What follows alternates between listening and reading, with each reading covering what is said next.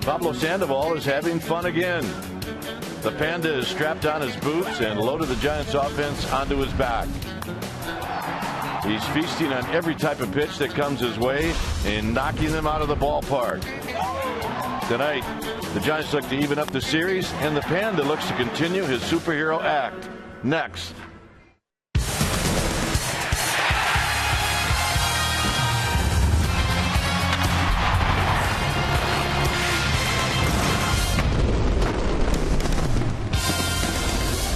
We've got night baseball here at AT&T Park. It is game 2 of this 3-game series, Cubs and Giants. Hi again, everybody. I'm Dwayne Kuiper. Alongside me is Mike Krukow. A win for the Cubs yesterday as they played very well. The Giants did not play very well. And tonight they'll try to get back on the winning track with Tim Hudson. Well, he's been a pretty good guy to go to, especially in this ballpark. When he pitches here at AT&T, the Giants are 4-0. And Hudson chomping at the bit to get back in front of the home crowd. And the key today will be what has been their biggest strength all year long, with runners in score position and 2 outs. This team is hitting 45% of their runs are scoring in that scenario. That'll be the key again tonight. All right, we'll look for a good game out of the Giants offense tonight and a good one from Tim Hudson. All right, when we come back, Amy G is going to take a look at the Panda. And the Panda right now is red hot. Amy G on Pablo Sandoval right after this.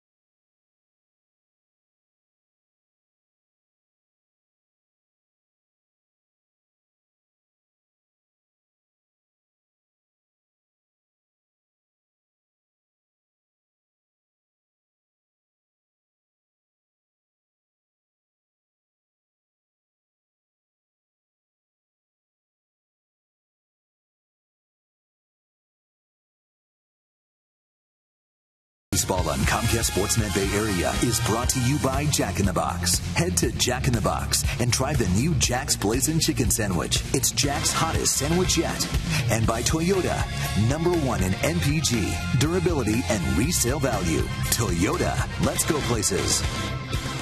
Well, after a tough loss yesterday, your San Francisco Giants going for the bounce-back win tonight, and they like their chances when Tim Hudson's on the mound. Welcome back to the broadcast. I'm Amy Gutierrez. Hey, the Giants like their chances with a red-hot Pablo Sandoval in the lineup as well. Fans will remember his first 35 games. He struggled mightily. He was hitting well below 200, and his lack of power was noticeable but not glaring because of this team's ability to pick each other up.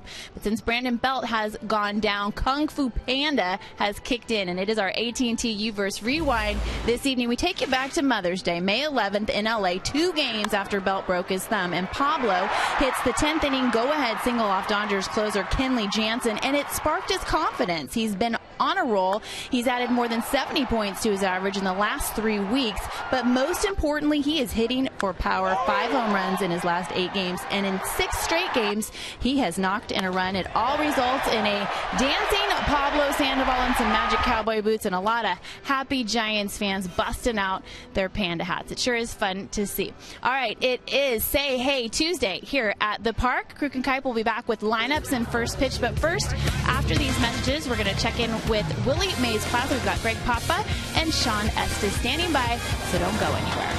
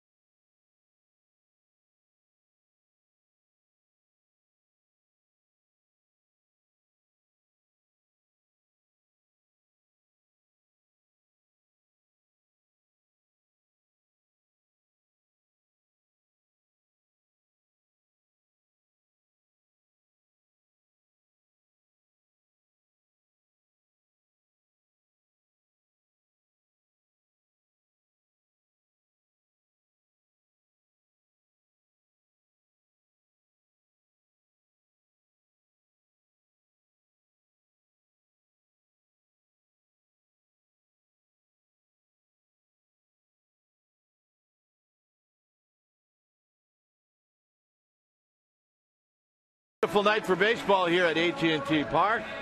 Our fans filing in, one with a Buster Posey jersey. Our game time weather is presented by the Santa Cruz Beach Boardwalk. Get to the beach. The admission-free boardwalk is now open every day. 59 degrees here at the yard. 12 miles per hour. 62% is the humidity. And a little hazy, but nobody cares.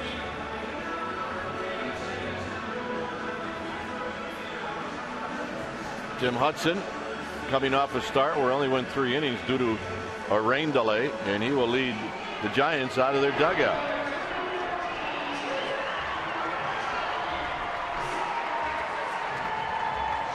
And the lineup that Hudson will be facing, it'll be Bonifacio, Ruggiano, and then Anthony Rizzo. Starlin Castro is the cleanup hitter. It'll be Luis Valbuena, and he's been hot over the last 10 games, so keep an eye on him.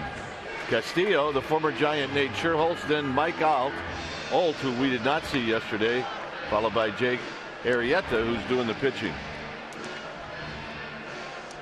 Tim Hudson making start number 10, 4-2 with a 2.13 ERA, 63 innings pitched, 50 hits allowed, 39 strikeouts against 6 walks. He's been outstanding, and a lot of ground balls. He is very fun to play behind. He likes to work quick. And when he's on, you're going to see 2 types of fastballs. You'll see tremendous knee-high command, big curveball, a slider. He's got a changeup and a split. He is a strike machine.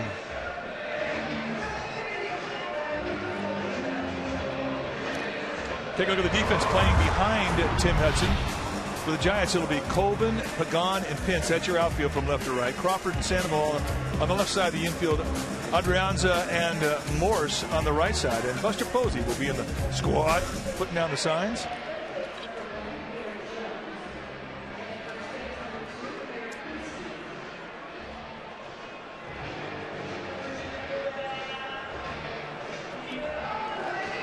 Timeout for our Nissan keys to the game. And for Hudson, it's real simple. Find a comfortable slot that enables you to get that good release point that allows you to command your pitches. And number 2, Posey, heat up. We started to see him take good swings yesterday. They've changed his batting stance. He's sitting a little higher. And those are our Nissan keys to the game.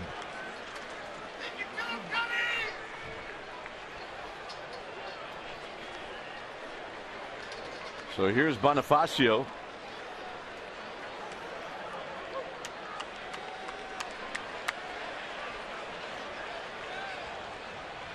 And the first pitch of the ball game is a called strike.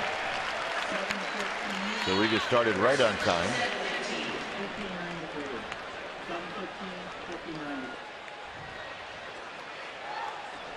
Bonifacio hitting .282. And the 0-1 delivery is wide. He's 8 for 21 lifetime against Hudson. And in the game yesterday, he went 2 for 4 and he knocked in a run.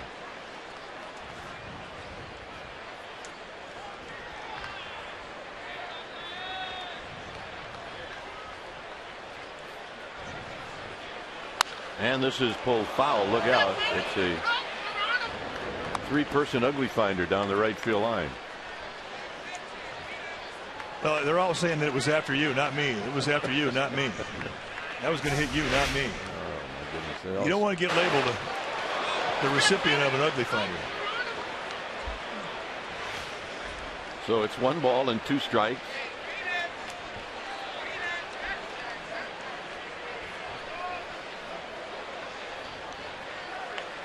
And this is lined. Pagan is right there, and he makes the catch, and that's how this game gets started.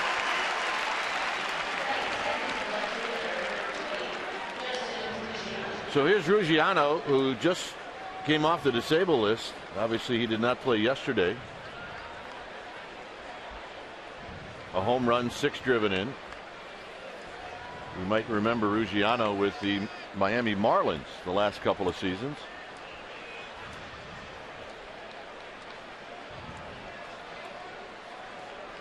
And he's got decent numbers against Hudson. He's 4 for 7. By the way, that strike was called by Andy Fletcher. See the rest of the umpires: Siegel, Muchlinski, and Wagner. Swing and a miss. 0-2. Andy Fletcher is a consistent strike zone. He can be a bit tight He likes the low strike. You don't get a lot of corners, but what you get in the first, you will get in the ninth, and not many problems with his strike zone.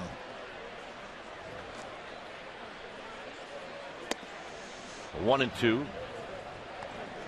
The other thing I can say about Fletcher, he is the type of umpire that will look for strikes, and I think that's really a great asset to have for any umpire.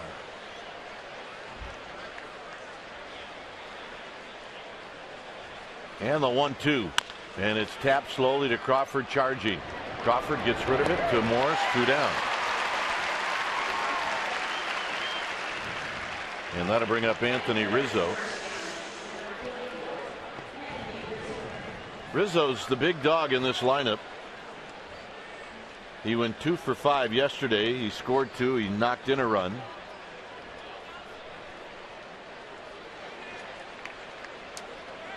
He's got a bit of an uppercut like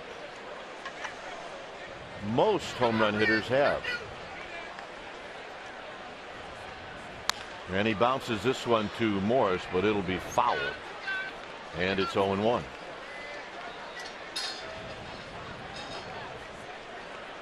He's faced Hudson 6 times lifetime, and he's 1 for 6.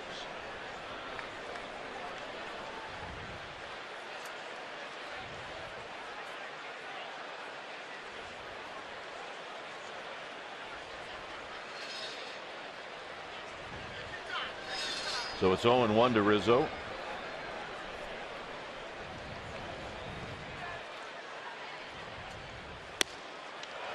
Just missed. Wasn't too low, perhaps a bit outside. Sit up in the outside corner, and Posey not moving that glove a whole lot. A lot of umpires will give you that. Like I said, with Fletcher, you don't get a lot of corners.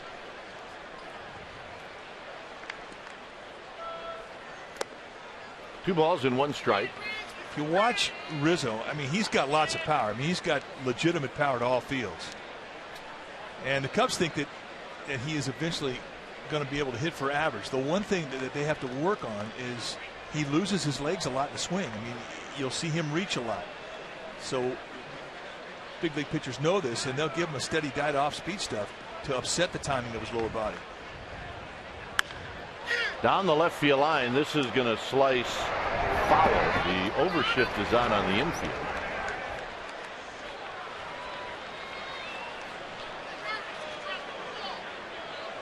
And that's who ended up with the foul ball. Now watch his lower body get out, and he'll slide, and his weight will start to reach. So there's not a lot of power in that swing. And when you can hit the ball far like he can, the goal is to give this guy a better foundation. And that's where his growth is going to be.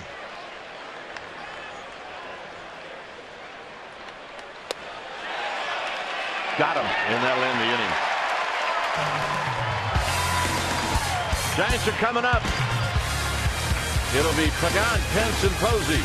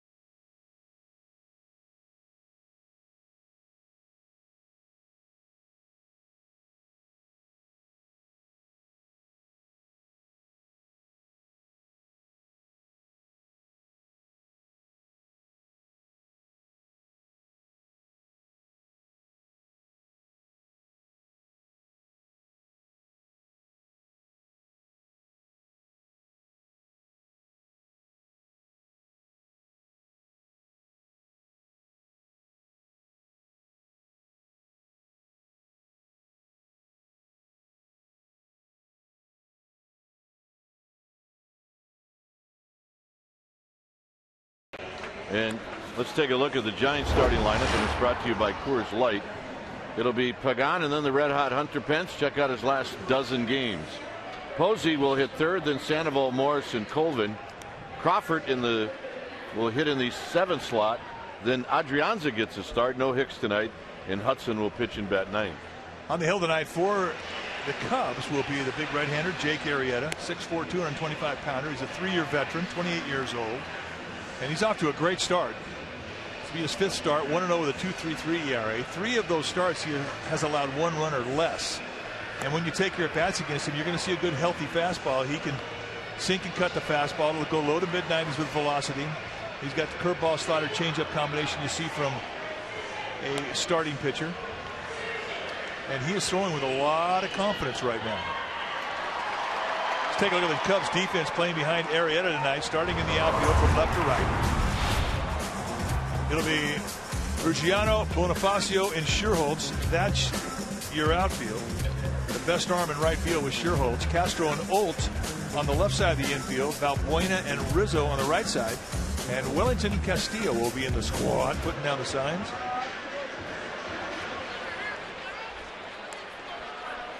And in front of this packed house, Angel Pagan will lead things off. It'll be Pagan, Pence, and Posey.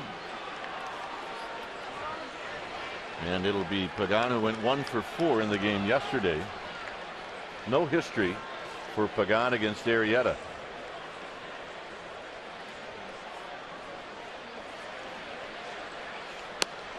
First pitch strike, and it's 0-1. Arrieta, you saw making 4 starts, and here we are into May. Got a late start getting into the season. Started the season on the disabled list with some shoulder problems he had in spring training, but they're behind him now, and he's throwing well. And the next pitch is a breaking ball down low. Pagan at 3 home runs, 15 driven in.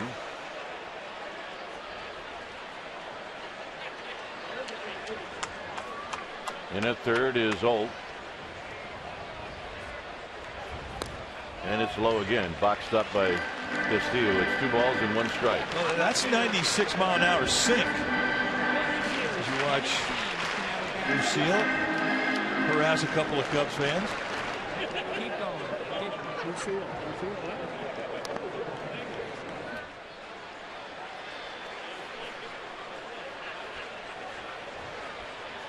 I don't think Wellington Castro even touched that sinker. Get up the middle, through the legs of Arrieta, and a base hit for Pagan. Frustrating for a pitcher.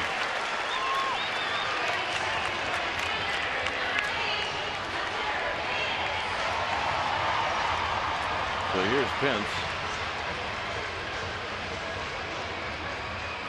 Pence does have some history against Arrieta. He's just 1 for 2. With Arrieta, you're going to get lots and lots of movement on that fastball. A lot of ground balls. Pagan with 10 steals. He's been caught twice. Watch Castillo, the catcher. This is a fastball, and it almost hits him on the foot without touching leather. I mean, that's 96-mile-an-hour sink, and that broke like a left-handed breaking ball. And you can't catch it. How tough it is to hit it. You almost missed that one. It's 1 ball and no strike. I don't think Wellington Castro's having any fun. And the toughest pitch to catch is high velocity sink. It'll absolutely eat your hand up. 100%. It's the sign of the year.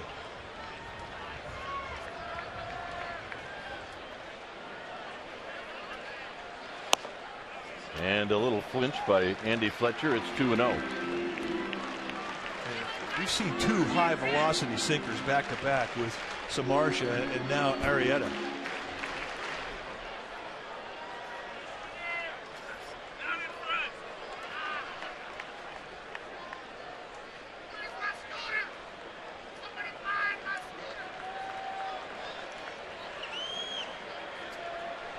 The 2-0. Castro's not having any fun. But, you know, I could commiserate with this guy. It's just not easy to hit the sweet spot of the glove. Wellington Castillo Not having any fun.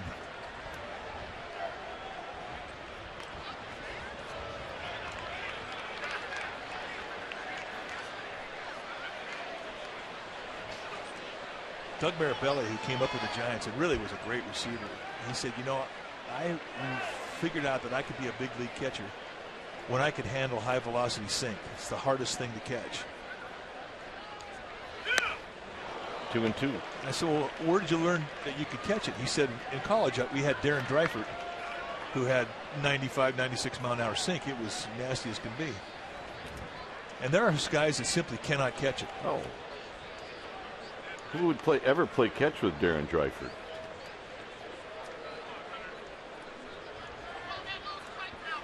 2-2. 3-2.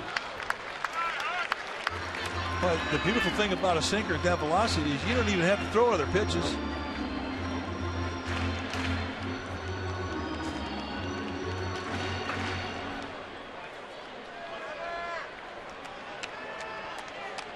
See if Pagan goes. It's likely that he will. 3-2. He goes. Swinging a bouncing ball and it dribbles into right field. Hit right behind Valbuena as the ball squirts out of Sherholtz's glove.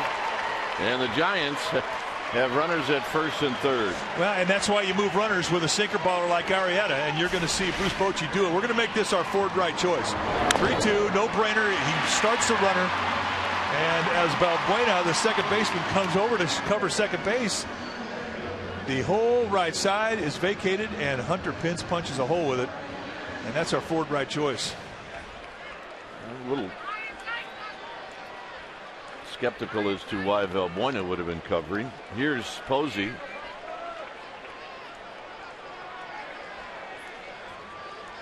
.264, 7 home runs, 23 driven in, and he swings and fouls it straight back. Well, he wants that one again. How do you hit a sinker baller? Make him get the ball up, and that was up. Buster has adjusted his stance. He's sitting a little higher, trying to figure out the mechanics that will get him back into a better groove. The swings yesterday were very good. They're positive. Pence goes, and the throw is a bluff. And Pence is going to steal it. Anything to stay out of the force, and don't let that double play take you out of an inning.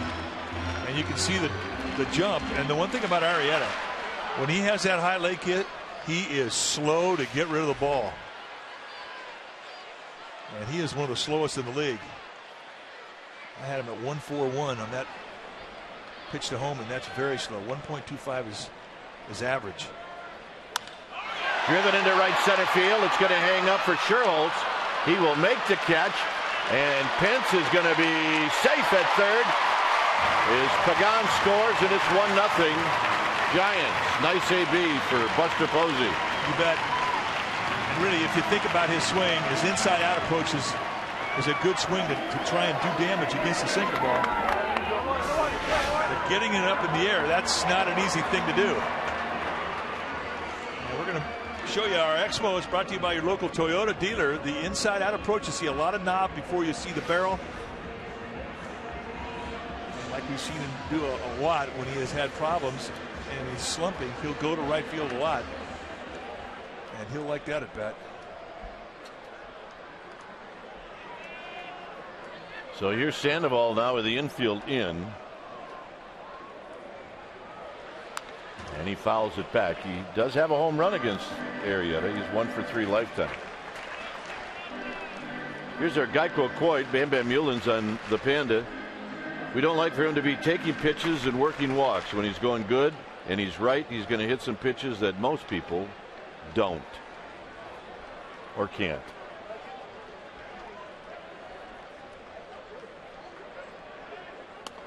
Breaking ball high. 1 ball and 1 strike. There's Sir Bam Bam next to the skipper.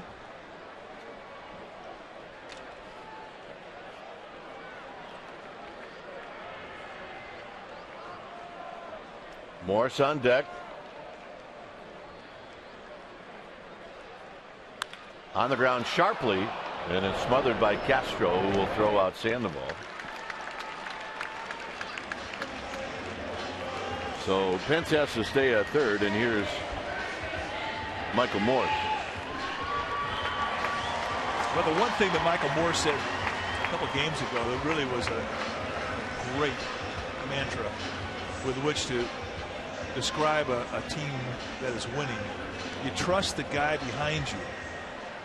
And there's a chance for him right now to pick up Pablo Sandoval, who couldn't get that run in with one out. 45% of the Giants' runs are scored with 2 outs.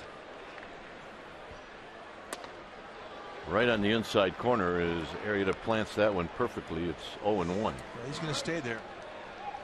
Morse 0 for 6 lifetime against Arrieta.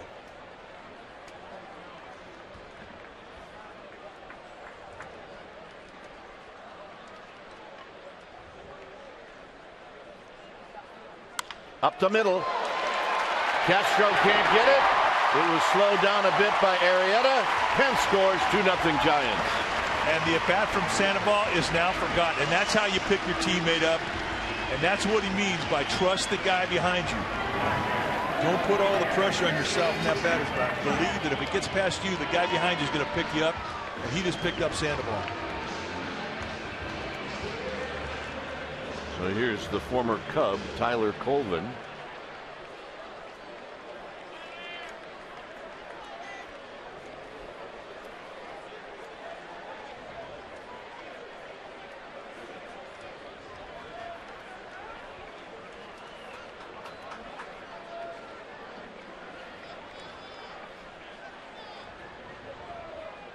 Colvin takes one at the knees for a strike. 289, a home run, 6 driven in.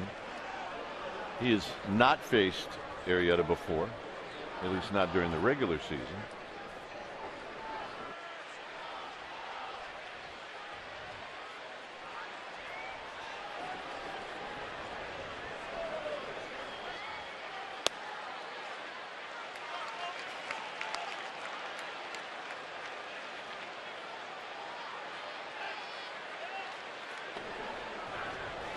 Well, when the Giants score first, it appears to be a good thing, except for yesterday. Yeah.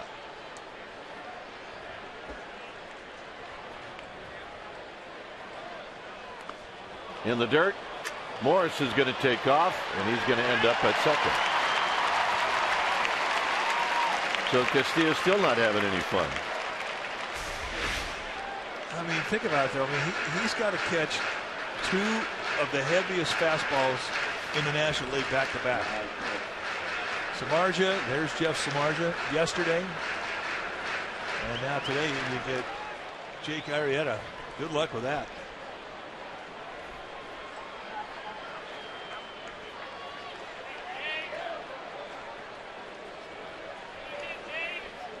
Oh yeah, Cubs fans always smiling. We got a problem there. Here's the 1-2 coming up to Colvin. And Colvin's going to pull it on the ground. That's a fair ball, and that'll end the inning. Giants on the board twice on 3 hits. It'll be Starlin Castro to lead things off.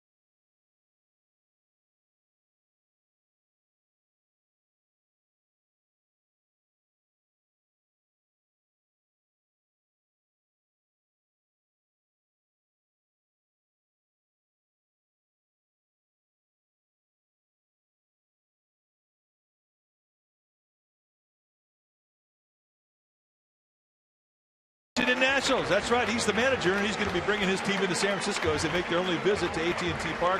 Next homestand, June 19th through the 12th. All of those games, the 9th, 10th, and 11th, have dynamic deals, which means tickets start as low as $8. That's right, tickets as low as $8. Go to sfgiants.com/dynamic deal to purchase for the National Series as well as future dynamic deals. Well, the Giants just showed John Miller on the scoreboard, and a big day for John. He found out today that he was named as one of the 6 inductees in the National Radio Hall of Fame, which is located in Chicago. And the ceremonies will be in November as Castro takes a strike. They'll take place on Saturday, November 8th. And by the way, of the 6 inductees, John was the only sportscaster to be inducted. So congratulations, John. You know what I think got him in? What's that? The post-game rap. Well, that and the rain delays where he'll talk for an hour and a half and never go to commercial break. No, the rap. Well, we think he is pretty special and certainly deserving. I mean, he's a Ford Frick winner. He's already a Hall of Famer, but now he's acknowledged as a radio Hall of Famer. That's pretty special. Yeah. Here's the 2-1 to Castro, swing and a miss, 2-2. I think he was really good in Baltimore. You know, he also was with the Red Sox. He was with the Rangers, and I think he was pretty good at Candlestick. But once he started doing the rap, that was the thing. That was it. Well, he makes it. Out of play, it's 2-2.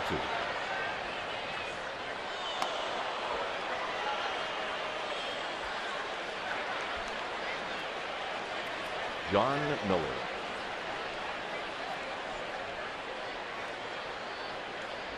The best. Hall of Famer. Here's the 2-2 pitch. Swinging a wrap, foul. See, here's another thing. I mean, Vin Scully's great, right? Yep. Can Vin Scully do John Miller? That's a great point. I mean, John does Vince like it is Vin Scully. He does Vin Scully. But as great as Vinny is, he can't do John. That's true. Well, at least we don't know. Well, yeah, he might do it at home. Hit on the ground to Sandoval. And that's out number 1. All right, let's check in with Amy G. All right, gentlemen, yesterday, Memorial Day, a lot of special moments in the world of baseball, including right here when Giants skipper Bruce Bochy caught the ceremonial first pitch for Petty Officer Jordan Stevenson. I talked to Bruce today. He's a self-described Army brat born in France where his dad was stationed. The Giants asked him if he wanted to do it. He said absolutely, show some appreciation. He also said he was glad that the officer threw it high for him because if he got back down in the squad, he wasn't sure he was going to get back up, guys. It was very emotional. Here's Valbuena as he lifts this one into left field. This is a long run for Colvin, but he'll get there and make the catch. You know Bruce Bochy's sense of humor he might have, I'm sure he did say keep it up, but he also said, I might need you to get a lefty up. That kid, he stood on top of that mound and he didn't throw a strike, but he still got it there with a little velocity. Well, the whole thing in watching him get out there, drop his cane, and you could just feel the determination that he had. And he was not going to bounce that ball. And you could tell he'd been playing catch. That was not the first throw he'd made over the last week. Yeah, it was a pretty special moment.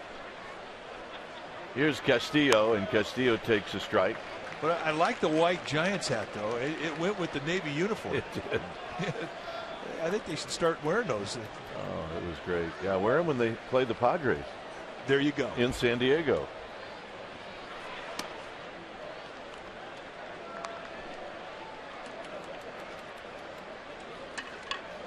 Giants 2, Cubs nothing. We're in the second inning.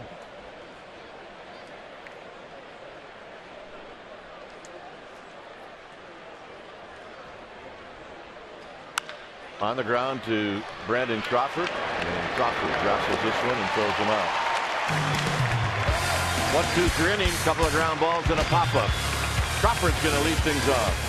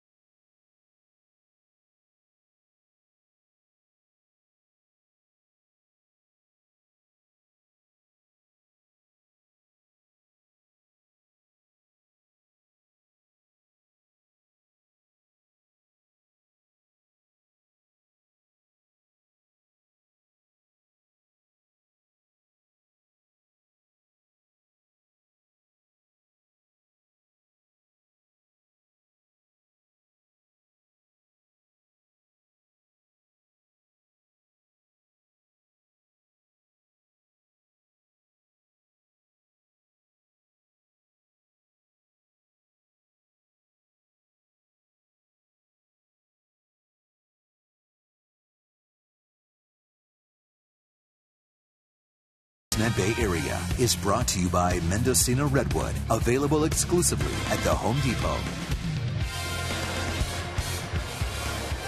Giants had 2 runs in the first inning. Here's our McDonald's True Stories. On May 27th, 2001, Brandon Crawford hits a grand slam. It's his first career home run.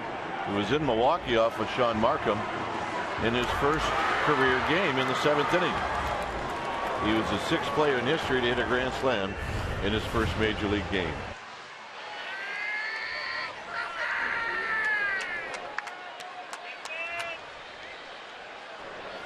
So here's Crawford. And there's a called strike. Crawford hitting .252.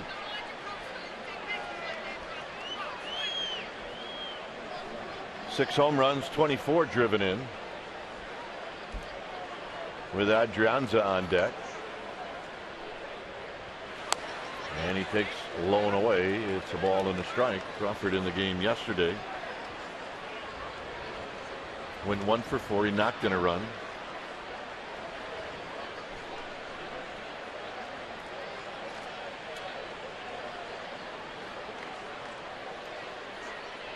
Swing and a miss. 1-2. That's a good changeup right there.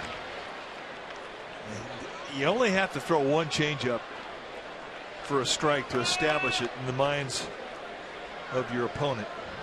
There you see Santiago Casilla on the disabled list right now with a hamstring problem.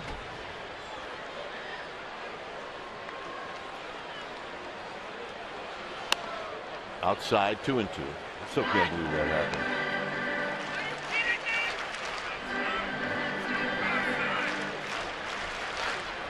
Well, neither can he.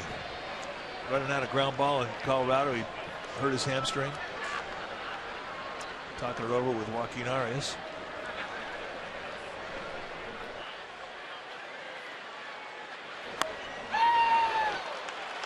Looked like a little cutter for the payoff pitch, a swing through strikeout, first strikeout for Arrieta. Well, next time you're at AT&T Park, you can now upgrade your seat through your mobile device. Up to 3 hours before the game, you can select new seats using an interactive ballpark map. Digital tickets are then sent to your mobile device to move you into your upgraded seat. Just download the Giants official mobile app at the ballpark to take advantage of this in-seat upgrade opportunity. Go to sfgiants.com/ballpark app. Here's Adrianza hitting .154. And he strokes this one to left, but it's right at Ruggiano. 2 outs.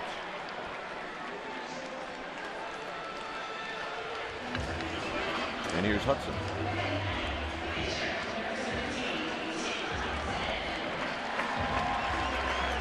Hudson 2 for 19 on the season.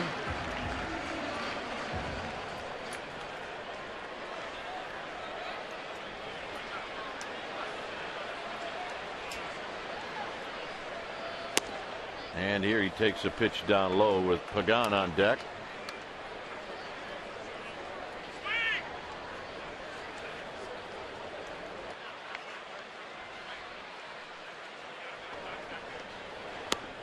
And Hudson ticking all the way, takes a strike.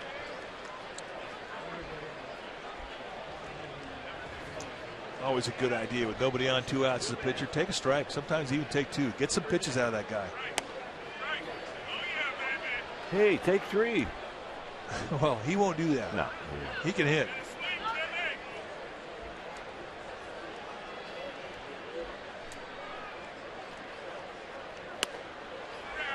And that'll end the inning. Through 2 innings here at AT&T Park, it's the Giants 2 and the Cubs nothing.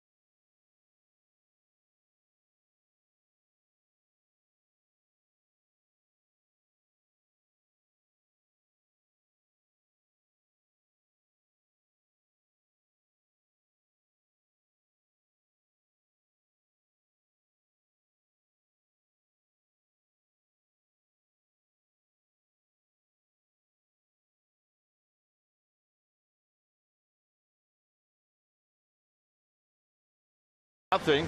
And joining us is Mike Kruko's old roommate, Will Clark. Partner. Ruby. How you doing, buddy? Good to see you. Same. Yeah, how'd that work? I thought Tug McGraw was entertaining as a roommate. Yeah. He was as entertaining as Tug McGraw. For different reasons. Yeah, and it was every night. It was a different reason. Oh, it was fun. It was fun hearing the stories. And anyway, we're glad you're here. Oh, you guys are the best. I love you guys. All right. Well, tell us why you're here. Well, we are here because of Autism Night, and we had a great Triples Alley appearance out there. We had some organizations to support autism. Autism Speaks, ANAVA, and ARC, and then we had a big presentation at home plate, and we had an autistic young man throw out the first pitch and jump in our arms after that, and it was awesome. This is Nate Scherholtz, who hit his first home run of the year in the game yesterday. And here he takes a pitch wide, 2-0. Well, we have to tell you congratulations. Your son Trey, who is autistic, is a senior in high school. And this summer he is going to go to camp for 3 weeks. Yes, he is. Yes, he is. Tell us about that. Well, he's going to go to a camp called CLE, which is College Living Experience, and it basically teaches young individuals with special needs how to live on their own while at school. They get a chance to not only learn how to cook and take their medicine and use public transportation, but become a student athlete or a student in college. And it's pretty special for my wife and I. Well, Trey says he can hit. Can he hit? He can rake. He hit a nice 350 batting average this year. And Pagan's going to track this down. 350? 350. Wow. Yeah, he put the hammer down. And this was before the ball game. We had the little gentleman to my left is Greg Elliott, our grounds crew's young son, and then to my right is Sam Garcia, who one of our clubhouse men, Ron Garcia. It's his boy. Here's Mike Olt, and he takes a strike, and it's 0-1. Well, it really is an amazing thing what has happened with autism in the last 10 years. Yes. The advances that have been made, and it really has been something that you witnessed firsthand. And to see your son Trey, and to see him a senior in high school, and just a very confident young man is really a wonderful thing. Well, thank you. And the disorder has really gotten to be prevalent. We did this event 2 years ago, and it was one child in every 110 kids, and now it's one child in every 88. So, I mean, the numbers are staggering. They're getting worse.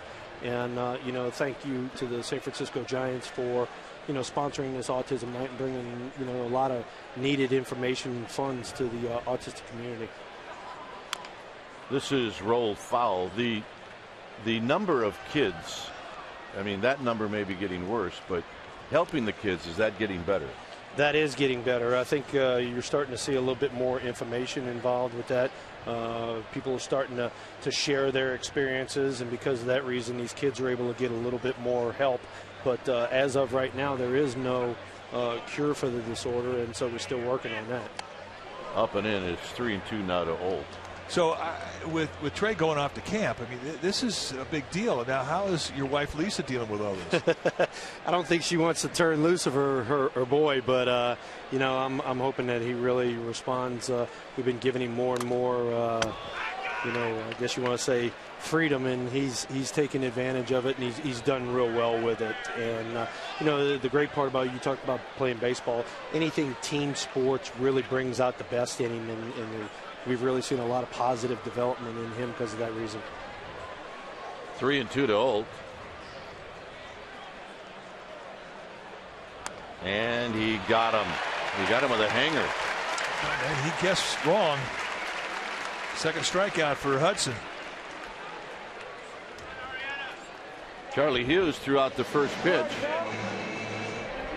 And I'd say right now, you think he's pretty psyched? I think he's pretty fired up, and he's gonna let Sergio Romo know right here. Watch this. This is pretty awesome. Oh, big bear hug. Another big bear hug for the thrill. You gotta love that. He's a bear hugging machine. Oh man, he is a bear hugging monster. Oh my gosh, that was great. I'm not sure Sergio was ready for that. Sergio, I caught him in the clubhouse right after that. He goes, "Man, I didn't know that was going to happen." Good stuff. Here's Arrieta, and he kicks wide. It's amazing. Your son Trey now is going to be a senior and going off to college soon, and your daughter Ella, who is I didn't recognize. I mean, she's no longer a little girl. No, she's growing like a weed. She's 12 years old, and my cheerleader and my fashion diva. This is going to be a C9 base hit, and the first of the game, and it comes from the pitcher, Arrieta, his second hit of the year. So how does Ella feel about Trey going off to camp? Oh, she's loving life because, all the attention's going to be on her for a little while. But, she really supports Trey really well. We have a very tight family. It's pretty cool. As is your family and Uncle Dwayne's family. Oh, yeah. Here's Bonifacio with the pitcher on first base. 2 down here in the third inning. Giants with a 2-0 lead. We're with Will Clark. You're right. I mean, we've been all blessed to have been able to raise our children through the game. Sharply to Crawford to Adrianza, and that'll end the inning. Will's going to stay with us for another half inning. We're saying this is a highlight. All right. Hang on, Serge. We're going down.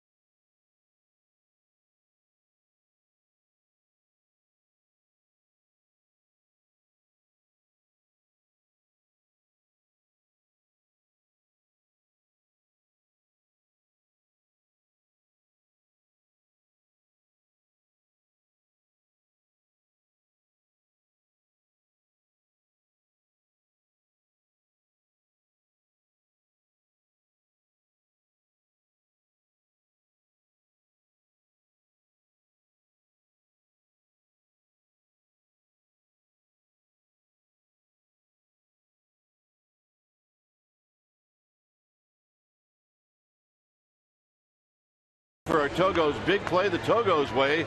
This is Game 5 of the 1989 NLCS.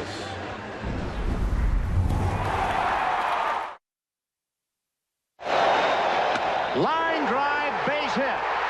In comes one. In comes Butler. Going to third is Thompson. 3-1, San Francisco. And that was 1989, October 9th. Giants won that game 3-2. Look at that. I got chicken skin right here. I tell you what, till this day, that every gives time. me goosebumps. Oh, my goodness. That is a great memory. And one thing that you could hear in the background was when that ballpark filled up, it was loud. Oh, it was loud. There was 62,000 going crazy. I mean, I was pointing at guys out there. I couldn't hear myself think. That's the one thing about Candlestick. I mean, as beautiful as this ballpark is, it could never be as loud as Candlestick. But you and Mark Grace put on an absolute show in that entire NLCS. Did you ever get a chance to talk to him about that? You know what, I did, as a matter of fact, later on, and we just sort of reminisced about, just being locked in and looking for a pitch and getting the pitch and putting the best swing you had on it, and it found the green grass out there. And not too often you get a chance to get locked in like that, and especially when the bright lights were on, and it made it a lot of fun. Here's Pagan, who opened up the bottom of the first with a base hit. He eventually scored. Well, you single-handedly changed baseball, because if you see all the meetings at the mound now, everybody's got their glove in front of their face thanks to you. We read Mr. Maddox's lips, and I tried to get Kevin Mitchell, old Boogie Bear, not to tell anybody, and he told somebody, and then now everybody knows, and there's all kinds of gloves up there like that, and we can't read lips no more. How you doing? What are we going to throw here? Trust that Kevin Mitchell guy. Come on. Can you believe it? Hey, look, we are going to get them candelabras for their wedding. Okay, you were just starting to shave back then. Oh, God. How about all the stuff on the bottom of the hat? You're right, all kinds of craziness on the bottom. Out to center field for Bonifacio. Yeah, well, you were writing down phone numbers. Who are you kidding? All right, let's check out the NLCS when the Giants were in Chicago. And this was... That's the old 3-2 changeup right there. Yeah, this was game 1. Fastball in. There it was. There it was. Whack. So you saw it, and you said it to Mitchell. Said, he's going to throw me a fastball in. I'm going to sit on it. Yep. Boom. And then I went up to home plate and dug my little hole and then backed off the plate about 4 or 5 inches and was looking in there. And sure enough, here it comes. First pitch. Here's a call strike to Hunter Pence. That brings up another subject. I was talking to Bam Bam Mullins about it.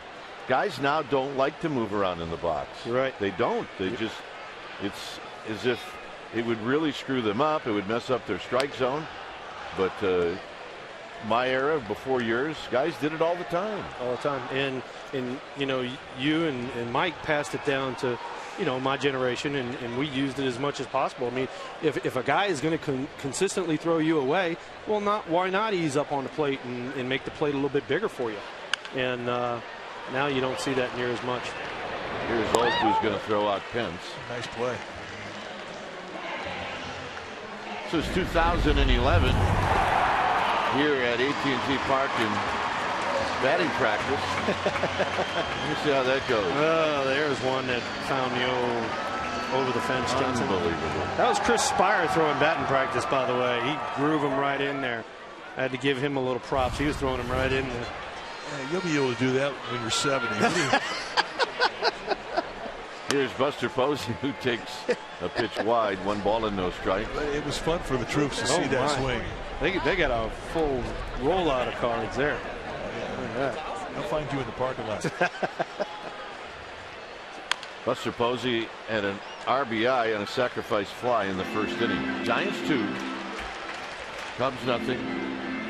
Well remembered around this place, Will Clark. You know what? I absolutely loved my time here in San Francisco, and now doing what I do as far as getting around the ballpark and seeing a lot of the fans. It's even more special now, trying to give as much back as what we received while we were playing. You were a bit overwhelmed when you came back to the family. Yeah. And I'll never forget that. It humbled you. Yeah, I had been gone for too long, put it that way. And when I came back in the fold, it was a lot of fun. Alta's going to get another ground ball, and that'll end the inning, and we'll say goodbye to Will Clark great night for you. Great night for your family. You're the best. And it's great to see you. Brother, love the man, you guys. baby. All right, Giants lead 2-0. We'll be back.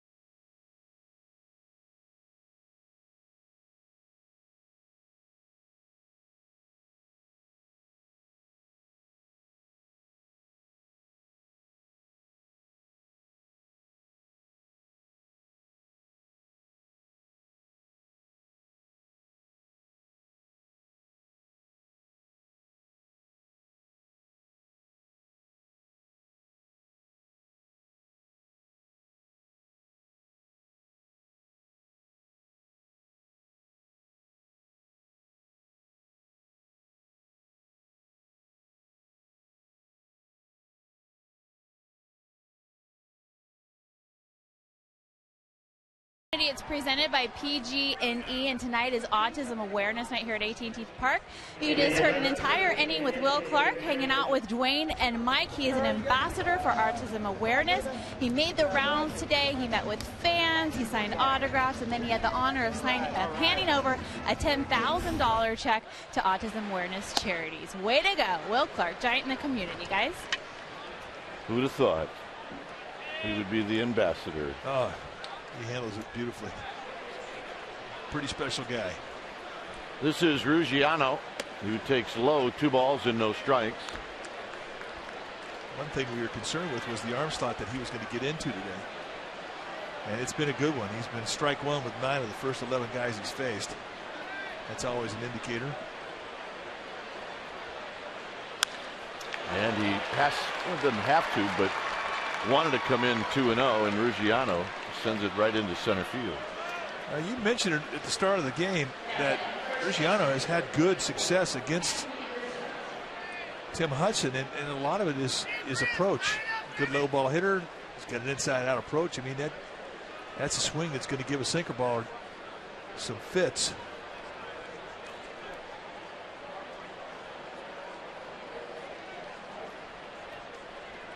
So Buster Posey goes out. He has a word with Tim Hudson, and that'll bring to the plate Anthony Rizzo, who struck out. Tried to check his swing, and Mark Wagner just happened to think that he did not check his swing.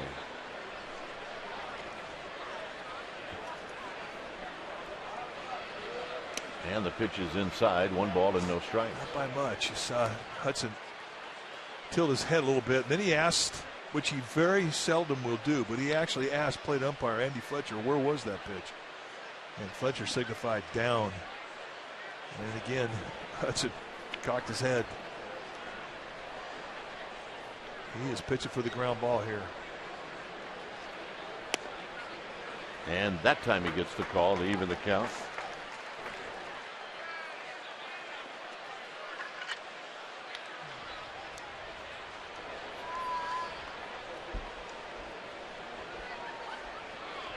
Pitching for a ground ball. It's an art form. I mean, there's techniques as how to do it.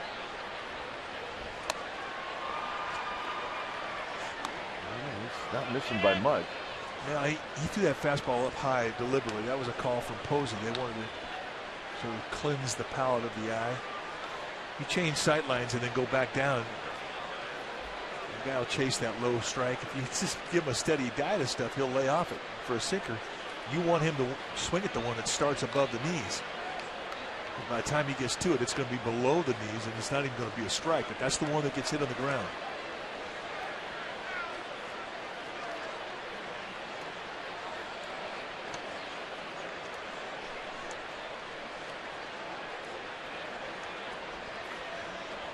Two balls and a strike. Not close. It's 3-1. That was a pretty impressive dodge there by Rizzo. He's a big man. Of course, if you're getting a 90-mile-an-hour Schinberger coming at you, it makes you quick. You're going to want to get out of there. Absolutely.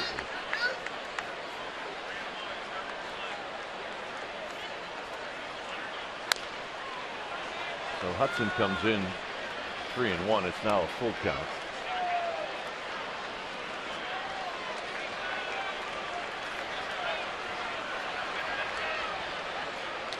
What a beautiful night here at AT&T.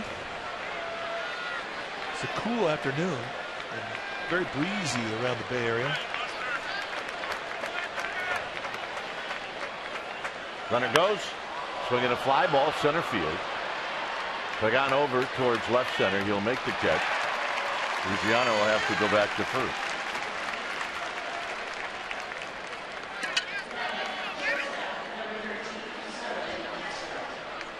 So here's Castro.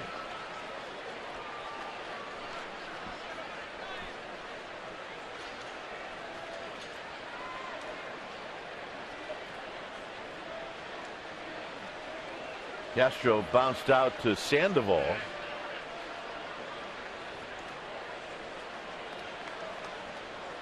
He did that in the second inning.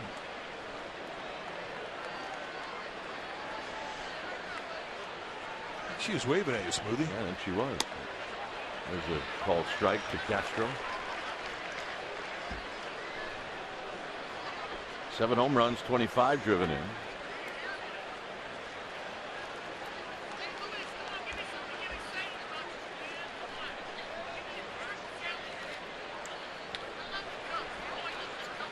And a quick toss, and Ruggiano, who doesn't have a steal this year, he's been thrown out once, gets back.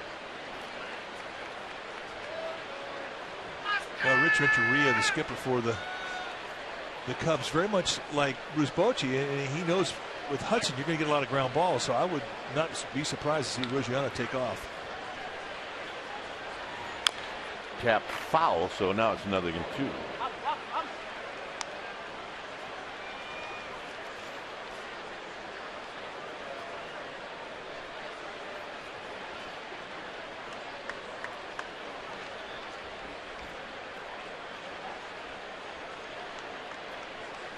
The leadoff single by Ruggiano, the second hit for the Cubs. The pitcher, Arrieta, got a base hit in the third. So Hudson now out of the stretch. He's been there since the base hit to Ruggiano. And this is a hard ground ball into right field for a base hit. Pretty good piece of hitting, and here's Valbuena. Well, it's not greedy hitting. It's smart hitting. You know, you just make a concession that, you know, if you try and get long with a guy like Hudson, he'll tie you up at knots. You think the opposite way, you know that the ball's going to come back to you if it starts outside. And just punch it through that hole on the right side. From Hudson's perspective, he's saying, well, I got the ground ball, I just didn't find a glove. And that's what he's pitching for, ground balls. Well, Valbuena takes low, 1 ball and no strikes.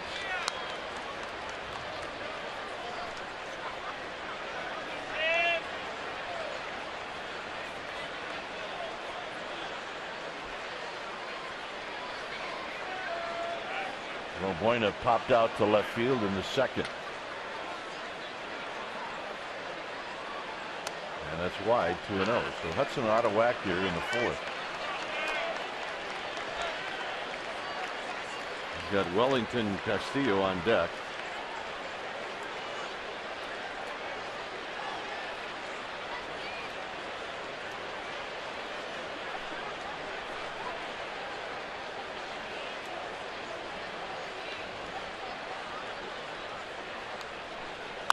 Popped him up. It's going to be Crawford calling out Sandoval. The infield fly rule had been called. And here's Castillo. And no movement either from the Cubs runners. Rick Renteria, the skipper, anchored them down. They're not taking off.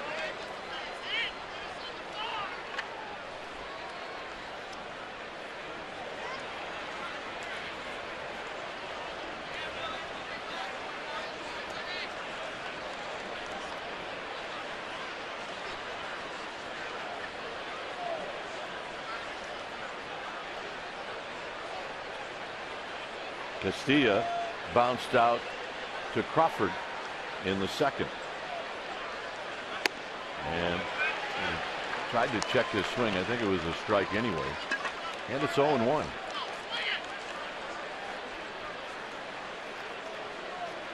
Castillo turning around to Andy Fletcher, asking if that was a strike. There's always a dialogue with an umpire when you're establishing a strike zone, especially with a runner in score position. You want to know if you check swing on a pitch, was it going to be called a strike? They'll answer you. And that's fouled at the plate. You can see Castillo takes a pretty good rip.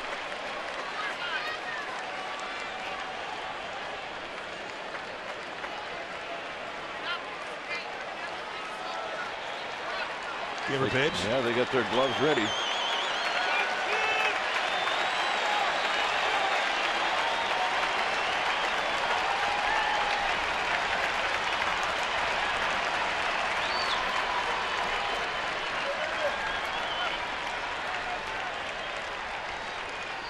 Got him. And that'll end the inning.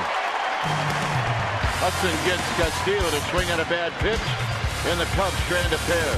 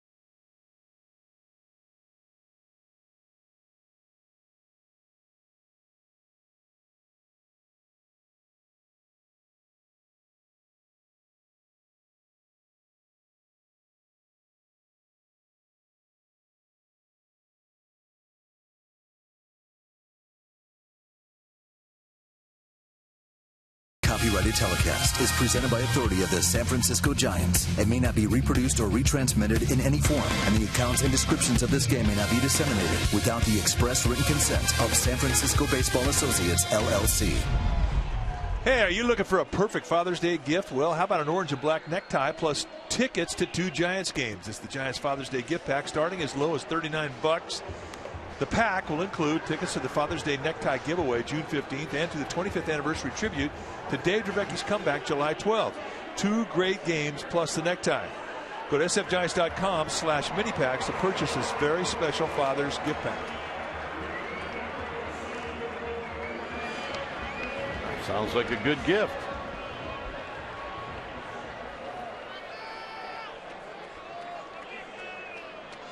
Here's Sandoval to lead things off.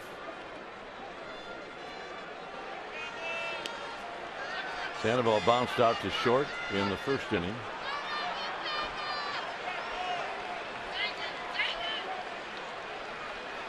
Morris to follow, and then Colvin. First pitch high, 1 ball and no strikes.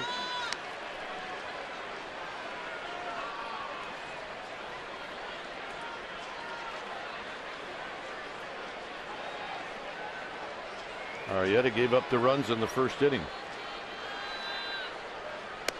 This is a low, 2-0.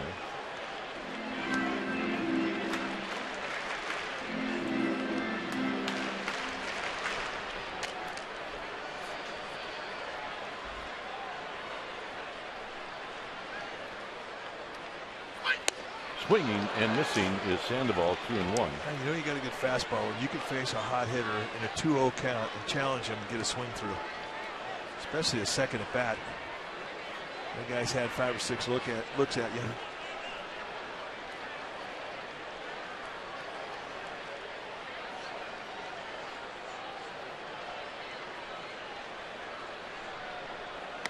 High to Sandoval, 3-1. That's the key right there for Arrieta. I mean, talk about his 4 starts, 3 of them he's allowed 1 or less runs, and in those starts the changeup was really a good pitch. He hasn't really gone to it a lot tonight.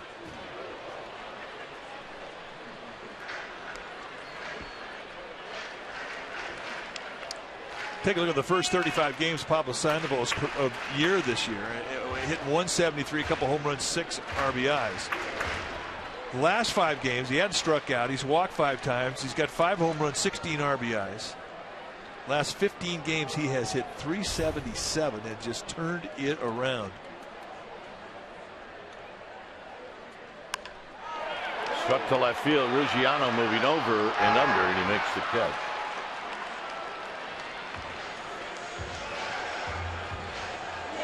In his last at bat, Michael Morris hit a bouncing ball. It ricocheted off the glove of the pitcher. Did not, however, slow it down enough to keep it from getting into the outfield for an RBI single. Yeah, Starlin Castro, the Cubs shortstop, is playing Morse to pull, and he just couldn't get to the middle of the diamond in time to make that play. There's a big swing and a miss. No balls in 1 strike. Yeah, those lights are the lights from Candlestick. Well, they got a soccer exhibition going on there. Team USA.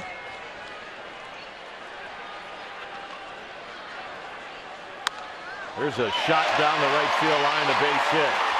Now Scherholz can get to it pretty quick. And Morris has got a double.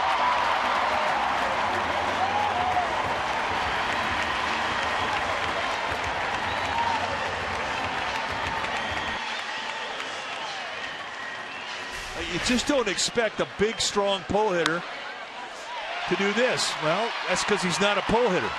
Michael Morse is a guy that uses the whole field. That really is what sets him apart from other power guys. He doesn't look to hit one to his pull side. He will use the whole field. And right field is an asset. There's the stick. What, were you the guy that suggested the Giants play one more game there? No. That is not me. 6.2 miles away from AT&T. Could be a million miles away. And I don't want to go back.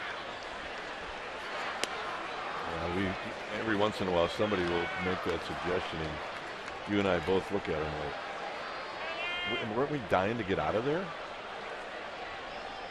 Look, I understand nostalgia. I get it. And we went back this winter and we said goodbye. We did.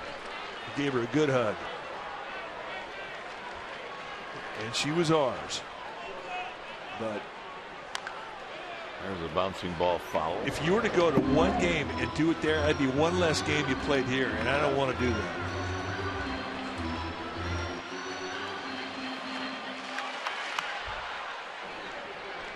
Yeah, the Giants stole that from the old park.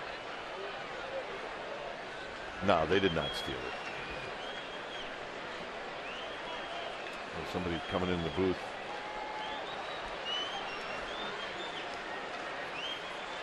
Oh, 0-2 to Colvin. And that pitch is high. The other light you can see, and it's odd that it happens, but it happens a few times a year. The Oakland Coliseum's lit up. A's and Tigers are playing. And you get an idea of just how close that ballpark really is to this one.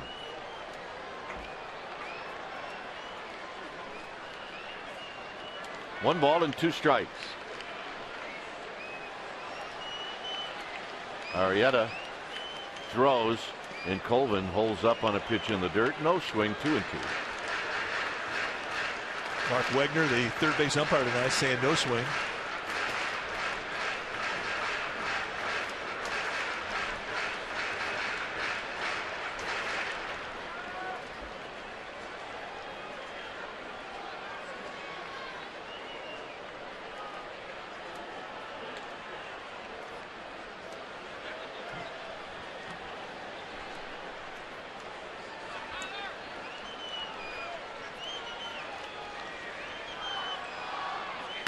Got him.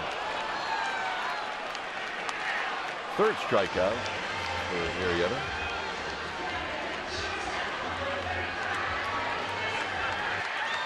This would be an interesting at bat. If you think back to the last at bat for Crawford, he struck out on a cutter. And one of the things that he has done extremely well this year is adjust within a game, especially after a strikeout in his first at bat. So you will watch as to how he sets this at bat up, what he tries to do, what he'll look for. It's all part about growing up as a hitter in this league, and that's what you have to do.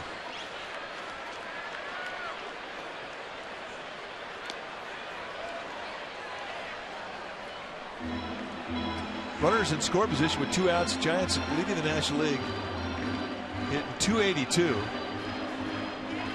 They've scored 101 of their 221 runs, 45%, over 45% with 2 outs. And that is such a money hit. It's a big time hunk of energy that comes into your dugout when you have a hit like that, and it is very debilitating to that pitcher that gave it up. It's the money hit.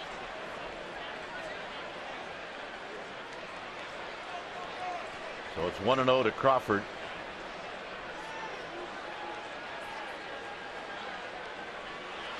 Crawford lines this one, and it's right at Bonifacio. He could not have hit it any harder, and that's going to end the inning. 5th inning coming up. It remains 2-0. The Stick. Put it back.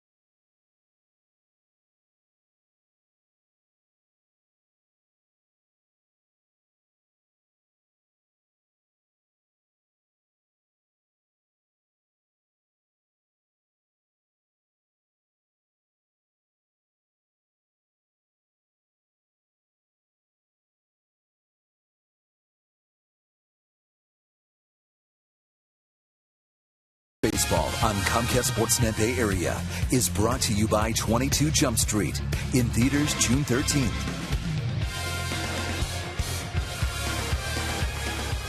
Here it's the Giants 2 and the Cubs nothing. And for Chicago, it'll be Nate Scherholtz, followed by Mike Olt, and then the pitcher, Jake Arrieta.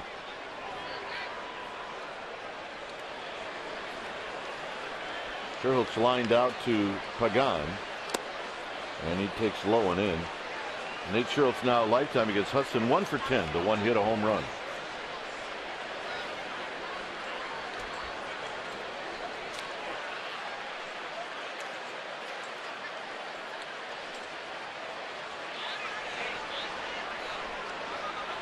The 1-0 pitch. And Scherl lines it foul. Not by much.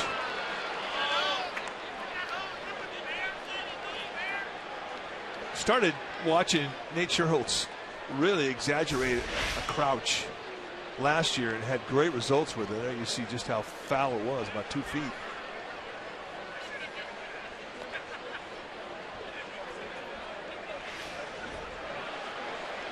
And really had great success and really got comfortable very quickly with it last year. 21 home runs with the Cubs. In tight.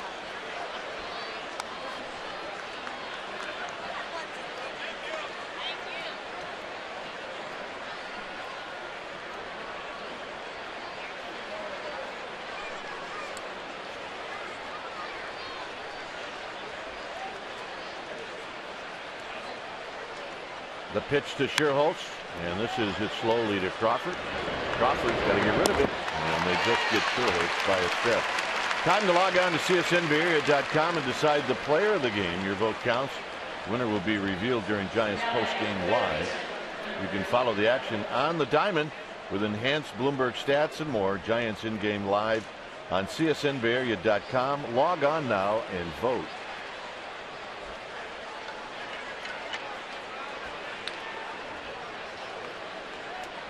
Here's Olt, who takes a called strike.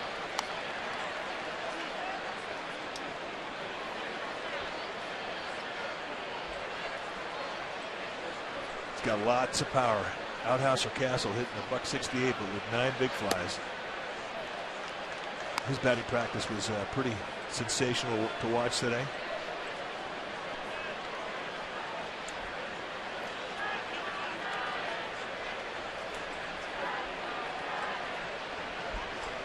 And the 1-1 is low and away. 2 balls and 1 strike. And he takes a swing too, like that's what he wants to do just about every time.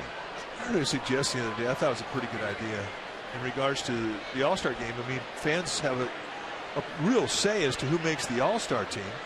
They should have a separate vote for who gets to be on that Monday home run derby. Or maybe even another option would be just to ask us. Yeah, I don't know about that. No, I do. But if they were going to vote, Oak would get a lot of votes. He is strong. As we speak, into left center field and hit a ton. And off the bottom of the wall. Pagan gets rid of it quickly, and that's a double. It stayed in the yard. Oak cannot believe it. He just got AT&T. Indeed he did. A little sinker that did not sink. And Oak goes down and gets it. And off the crack of the bat, he's heading down the first base line thinking, I got number 10. Hits the Yahoo sign about halfway up. And he has to settle for a 2-bagger. And you know what he's thinking? That's a home run at Wrigley Field. Oh, absolutely. Home run and a half.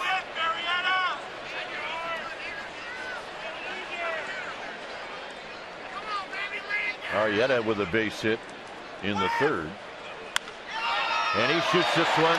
Sandoval's got it on a hop and he throws him out. Nice play. JT Arrieta can hit. Yeah, you just don't think as an infielder that you need to be ready for something like this. Sandoval indeed was, and he didn't really get a chance to even get a step. He just had to fall to his side, check the runner, check the runner, check the runner. He knew he had time with Arrieta not being very fast.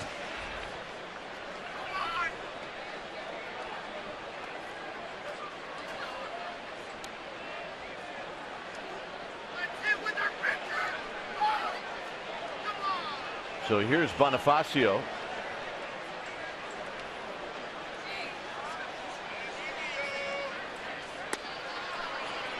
And a call strike.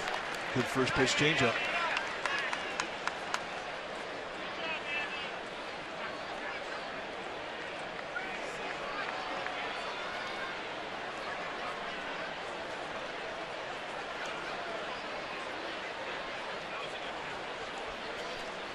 Bonifacio, he's lined out and he's bounced out.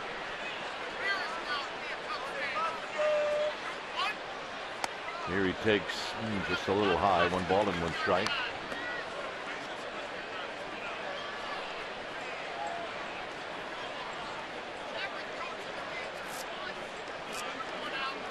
Well, that's an interesting boat. We've not seen that one in the Cove. Yeah. Looks like it might be fun. 1 ball and 1 strike. That's the kind of boat you have to have a crew with. It's tough to take out by yourself. 2 balls and a strike.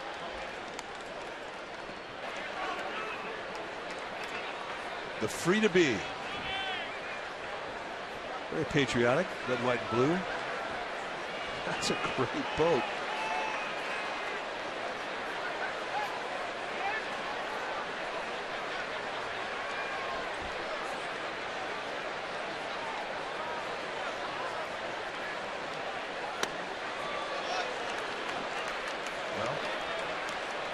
Hudson's a pitch out of the strike zone away from a guy who hits him well. 2-masted ship. Brady Lieber is telling us that's a schooner. Beautiful. Old Glory at the top. Very cool.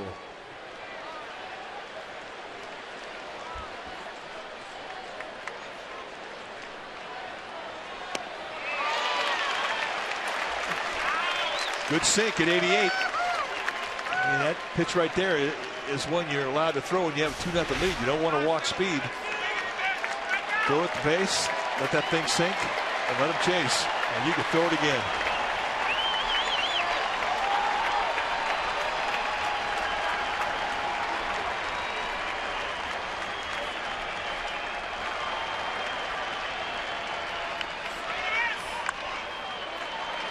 Adrianza, Morse. And Hudson pitches through the double by Old. Adrianza's going to lead things off.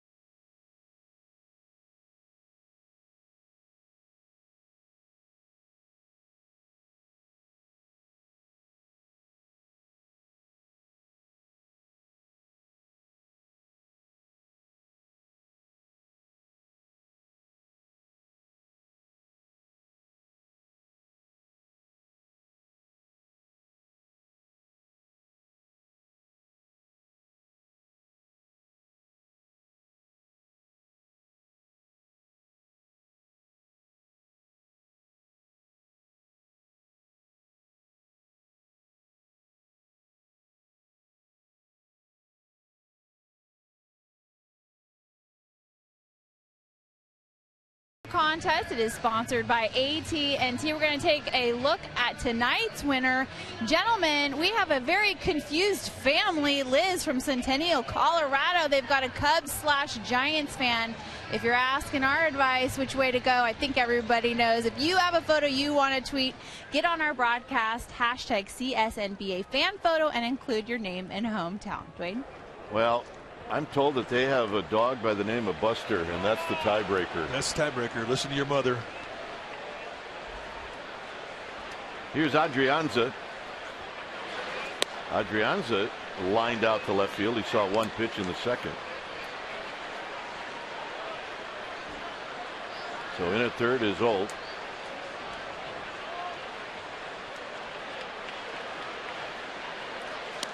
And he tries to check his swing. He does not. And it's a quick 0-2.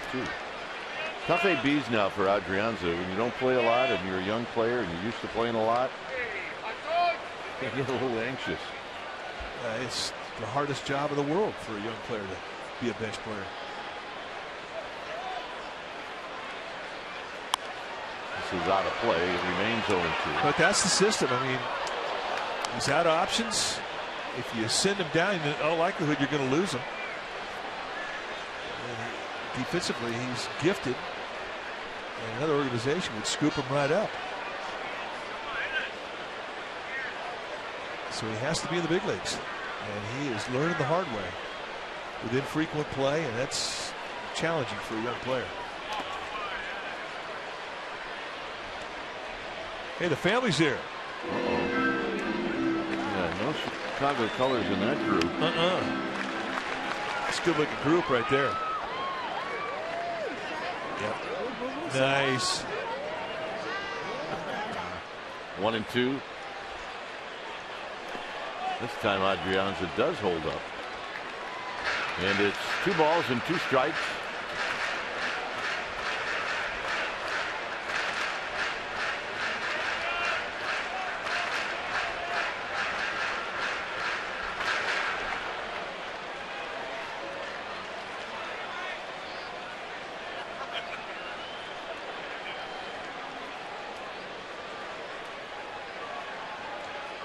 Hit up the middle. Castro on a dive. Can he throw out? Adrianza, he cannot.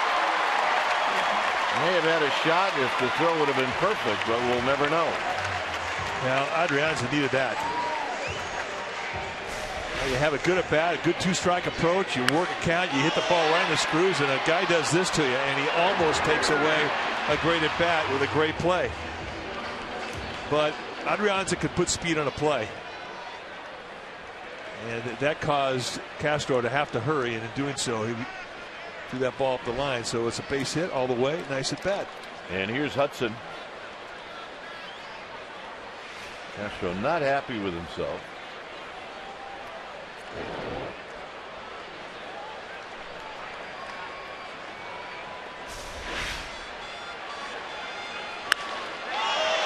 That's a great play. He lays out quickly to his feet. He's got a very good arm. If he can get up and throw it, he's got a chance. He almost pulled it off. Hudson's going to take it high. I think that ball hit the mound and slowed it up just a little bit.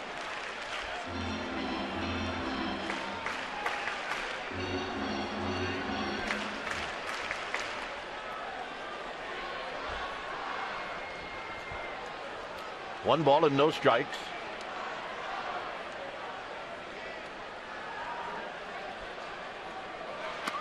Hudson pulls the bat back. It's 2-0.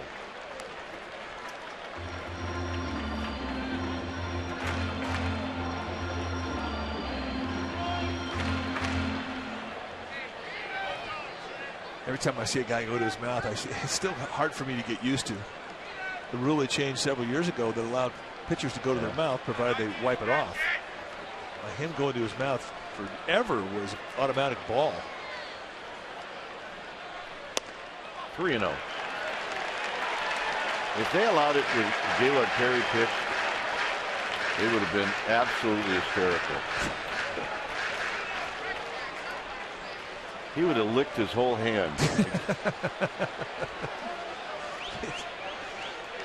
Well, he did it anyway. He did. He got away with it. And a strike to make it 3-1.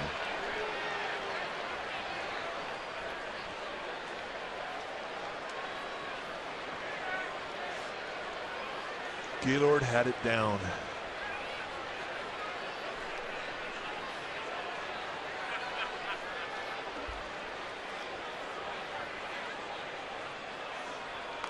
A quick toss. Adrianza. Good speed. Well, Rick Renteria, the skipper of the Cubs, thinks that Bruce Bochy's going to send the runner. I agree with him. This is a running situation right here. He goes. It's a hit and run, and it's fouled out of play. And that's the beauty of Tim Hudson. I mean, you can do that. He has the credentials as a hitter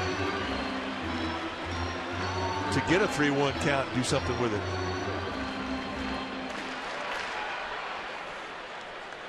Seven-time World Series champions. You think he's proud of his Giants? I would have to say yes. I guess.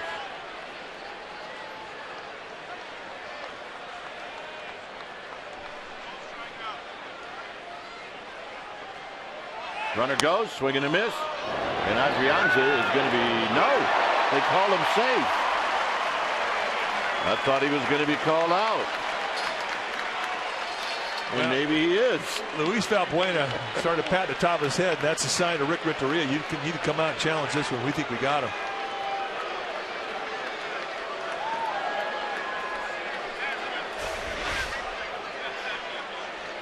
A swing through fastball. And Castillo with a very quick release. Nope, he missed it. Yeah, right there on the call. Close. Now watch, see if he hangs on the ball. Mike Malinsky making the call. He didn't have the ball. He never had the ball.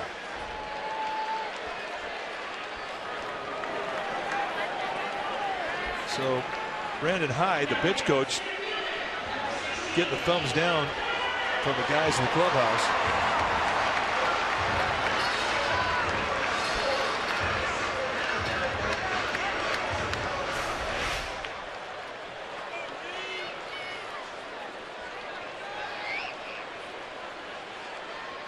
You gotta hang on to the ball.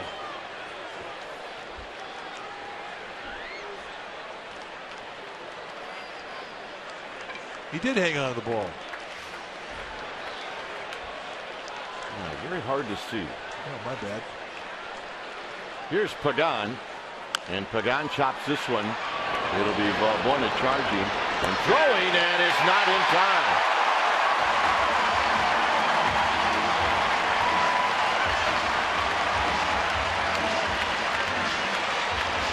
You get an idea that Pagan can run when he can sniff it out. I mean, he runs good anyway. Now the Cubs are going to go to the replay and see if they have an argument here, and they do not. He beat it out. If he was called out, it would have been Bruce Bochy out there arguing.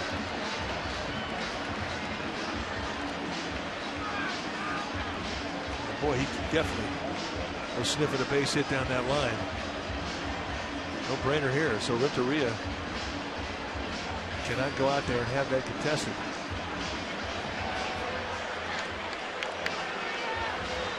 Slow walk. Well, that's going to be Chris Bosio, the pitching coach.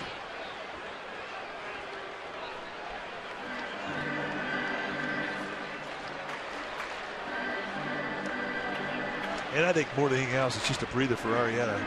Remember, this is his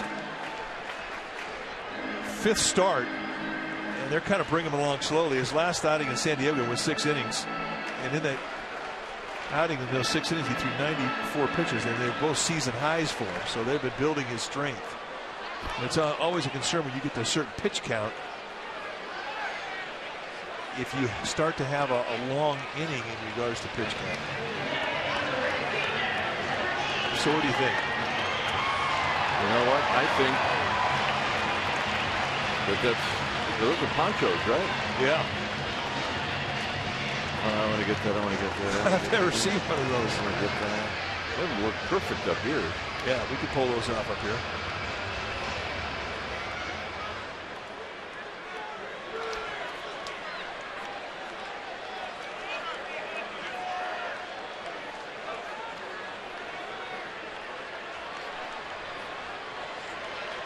So here's Pence.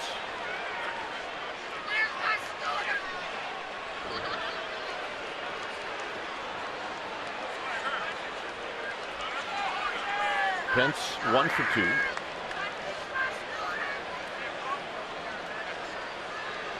With Buster Posey on deck.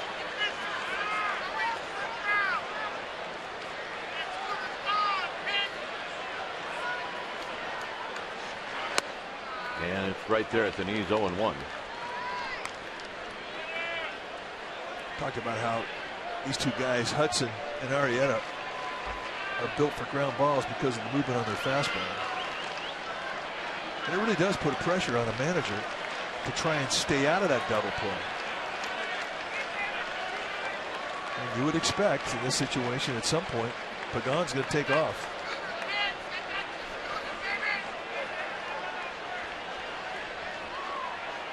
High and away, 1 ball and 1 strike.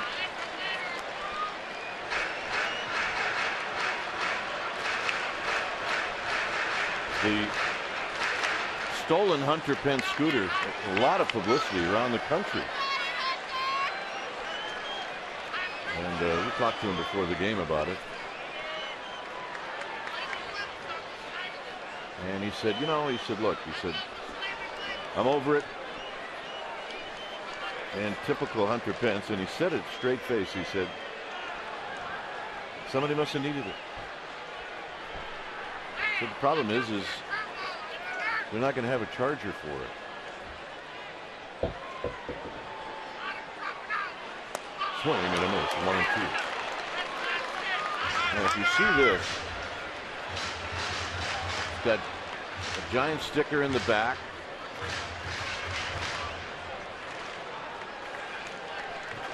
Yep, that was his buddy.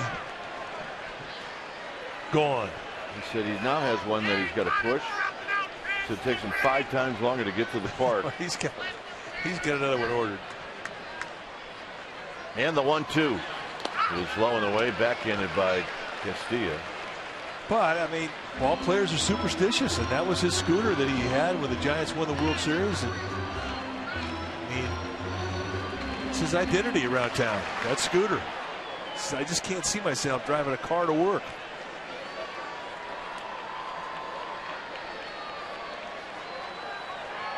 Two balls, 2 strikes.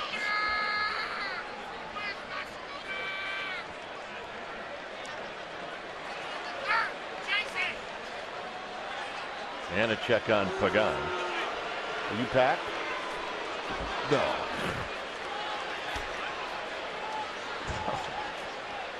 Pack light. It's going to be hot. Packed for thunderstorms? St. Louis, Cincinnati, you are going to see some rain this time of year. 2 balls, 2 strikes. Pagan goes. It's inside, no throw. That'll be his 11th steal.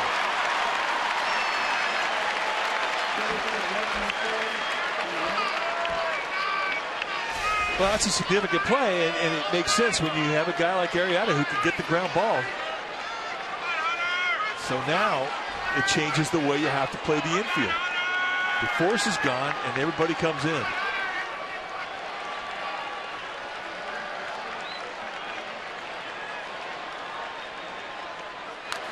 Foul back. He had a good rip. He had a good pitch to rip at.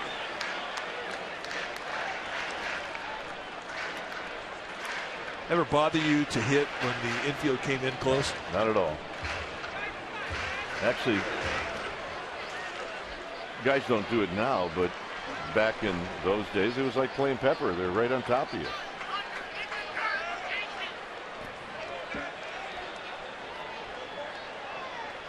Three and 2.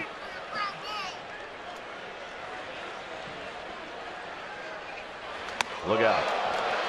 There's the walk. Yeah, that's the last thing he wanted to do with that breaking ball. But with the force gone, he went to another pitch, and he tried to surprise Hunter Pence. Not a bad idea, just didn't execute. But with a sinker ball like Arrieta has, I don't think he cares, because he just put the force back in order.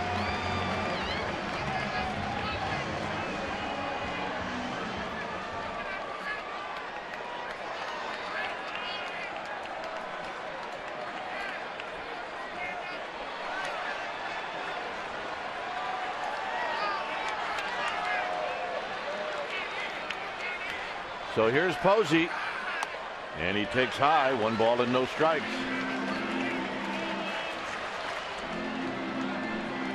I think too we've learned about Posey in his career is that he will slump like any other hitter, But when he figures it out, he comes out of it quickly.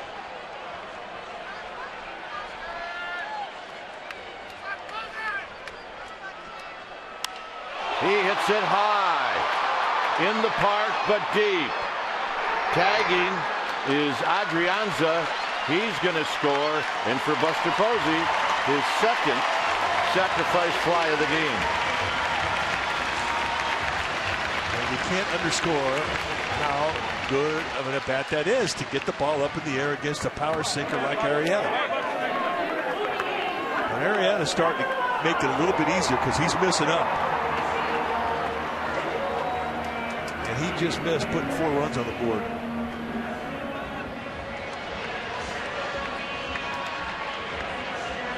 Also, I'm laughing, Mike. It was also, when we do radio, it's the KNBR Grand Slam inning.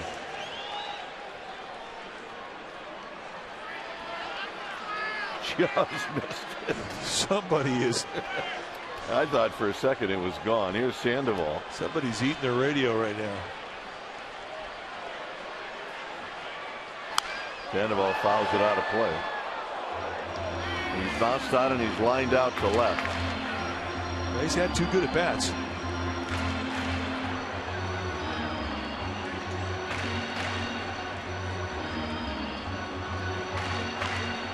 Let's go, Dad. There you go, Dad. No, I'm not. No, okay, you can look at it. Yeah, dads have to be dads.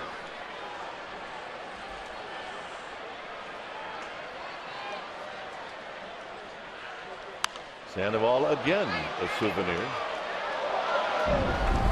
Check out the pitch he hit yesterday off of Samardzija.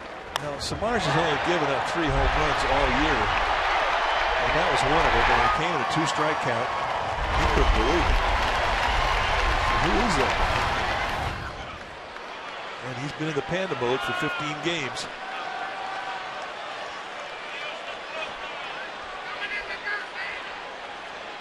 See what he's done since May 11th, 389 with runners in scoring position. Lifts this one, shallow center field, it's going to fall. And here comes Pagan. A little duck snort. Pence goes to third. And that hit right there is a hit you get when you're hot. That's a fact. Plus, it's that pitch that's down, the pitch that he seems to enjoy hitting so well. Look at this. He couldn't buy one of these in the month of April. He goes down and just serves it. Serves it. Fillets it. And bloops it in. 7 games straight with an RBI. Here's Morse. And he takes low. 1 ball and no strikes. Now we start to see some activity in the Cubs bullpen. It's been a long inning for Arrieta. It's Villanueva.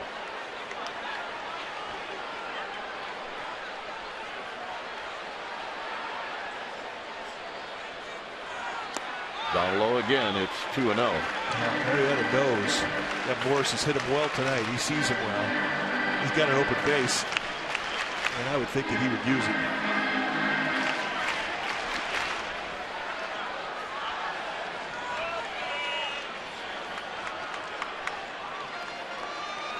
Coleman has not hit Arrieta like Morse has tonight.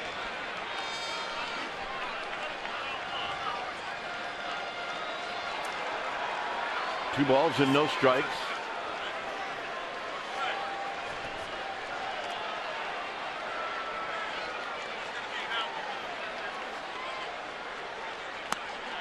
And a strike. It's 2-1.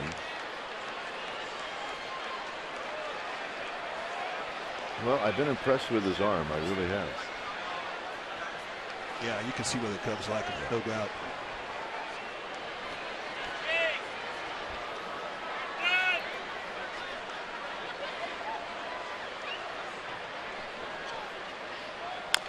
Tap foul, 2-2. Morse 2 for 2. And an RBI, his 34th in the first inning.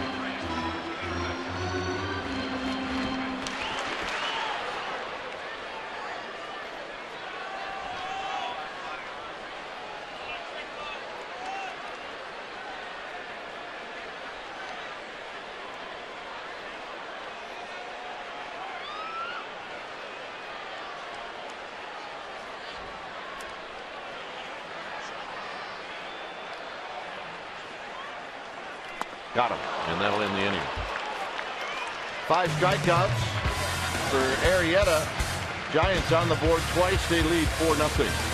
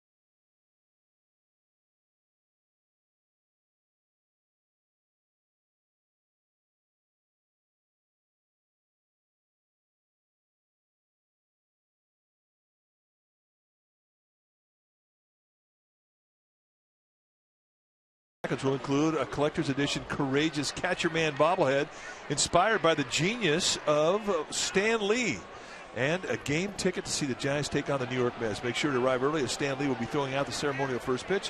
Go to sfgiants.com/special events.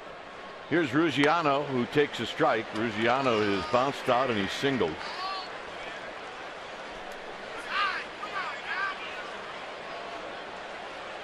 Rizzo and then Castro. We are in the 6th. As Hudson runs that ball in tight. 1 ball and 1 strike. You know, Mike, in a lot of ways, and I think you mentioned it talking with Greg and Sean in the pregame show, the 3 innings, just the 3 innings that he threw in Colorado, may have been a godsend for Hudson. Well, you know, he had that hip pointer, and it caused him to miss a start. His first start back was in Colorado, and all 3 of those innings were high stress, big pitch innings. He had close to 70 pitches at the end of 3 innings. But his hip withstood the beating it took in those 3 innings, and that's the significant thing that came out of it. I mean, he was done after 3 innings because there was an hour and 20-minute rain delay. Caused him to have to leave the game. Both starters were gone. Crawford, a shuffle step to his right, and he throws out Ruggiano. But he passed the test physically. So our hosts for pre and post game live, Greg Papa, Sean Estes, 2 of our favorites, and boy can they dress. Greg's a guy that he's not a huggy guy. See, Sean tried to give him a little affection and he was gone. That's enough now. Sean's a huggy guy. And Sean still is in that if I'm on the camera I have to wave. We'll get over that in a couple of years. Couple of good ones right there. Here's Rizzo. Rizzo with a base hit to left field. As Colvin will cut it off. I saw Elmer today on the field. Did you? Yes, sirree. Mr. Cozumore. Was he working hard as usual? Yeah, he's on the phone, so I couldn't really give him any props.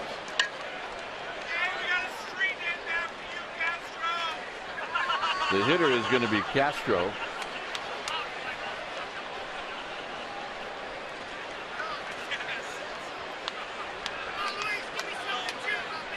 Castro singled in the 4th inning. Dodgers are leading the Reds 5-1. That game is in the 6th inning. The Rockies beat the Phillies as this is chopped foul. 6-2 in Philadelphia. That was a De La Rosa Hamels matchup, and a good matchup for a pair of lefties. And De La Rosa ended up being the winner in that one.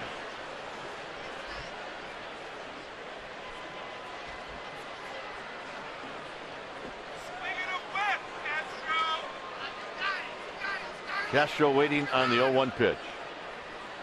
Off the end of the bat, foul. 3rd row over the Cubs dugout. Wasn't hit very hard, but still, it's going to hurt a little bit if you're not paying attention.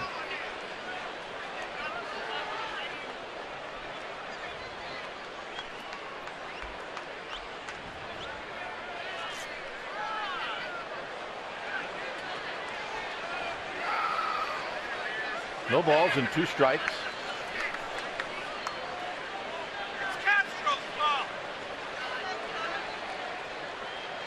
Wants to break a ball in the dirt. So no Castro fish. And, you know, if you watch this guy through his career,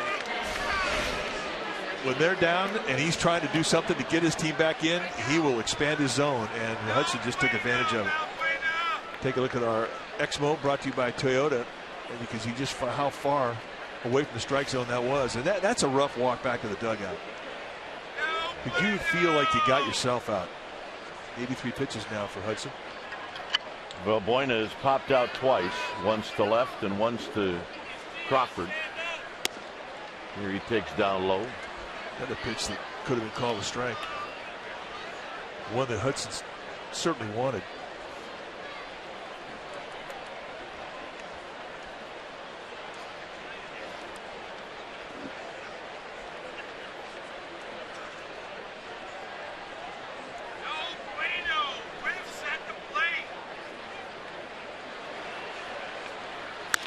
On the ground up the middle, Adrian to his right, and that'll end it. Cubs strand a runner. Tyler Covin's going to lead it off.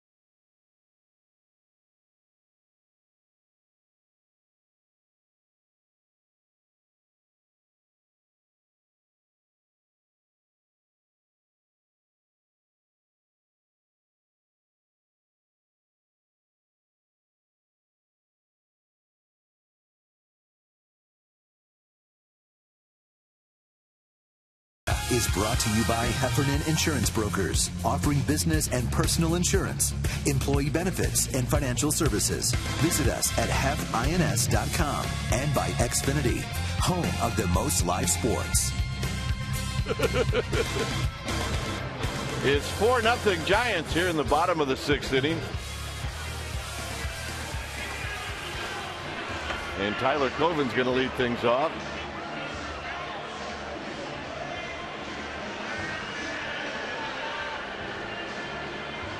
Colvin is 0 for 2. He bounced out in the first, struck out in the fourth.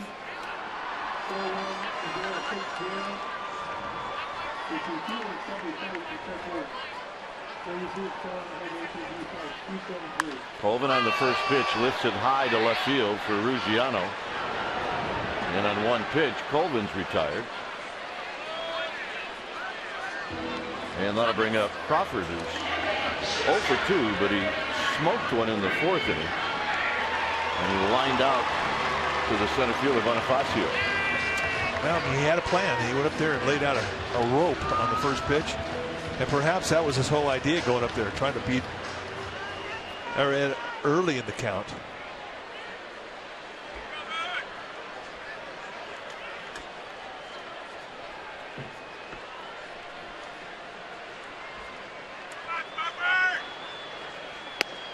And that pitch is at the knees, and it's a strike, and it's 0-1.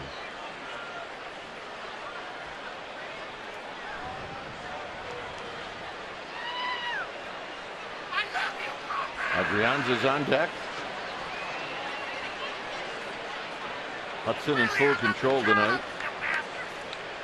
Arrieta's thrown the ball well, but he's got dinged up for 4 runs on 7 hits. Big game tomorrow, and then the Giants will be in St. Louis Thursday night, and that'll be the start of a 4-game series. Off day on Monday in Cincinnati, where we're taking suggestions on what to do, and then a 3-game series starting on Tuesday. The 1-1. Crawford fouls it out of play. Years ago, we tried Great America, but although it worked for most of us, Mike was in the infirmary for 6 hours. It's true. You had a kid down, right? Yep, my daughter. But it turned out to be a good afternoon. The 1-2 pitch. High to Crawford. Good eye, Crawford, good eye. I remember wandering around and saying to the group, should we go back and check on Mike and Tessa? And it was always unanimous. Nah. I didn't see anybody for 5 hours. I didn't even get a token ham sandwich. And strike 3 called to Crawford.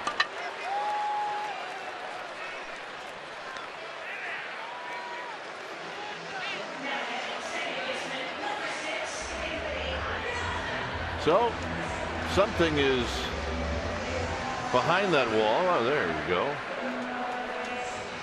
You cannot possibly leave the house without smiling wearing that thing. That's impossible.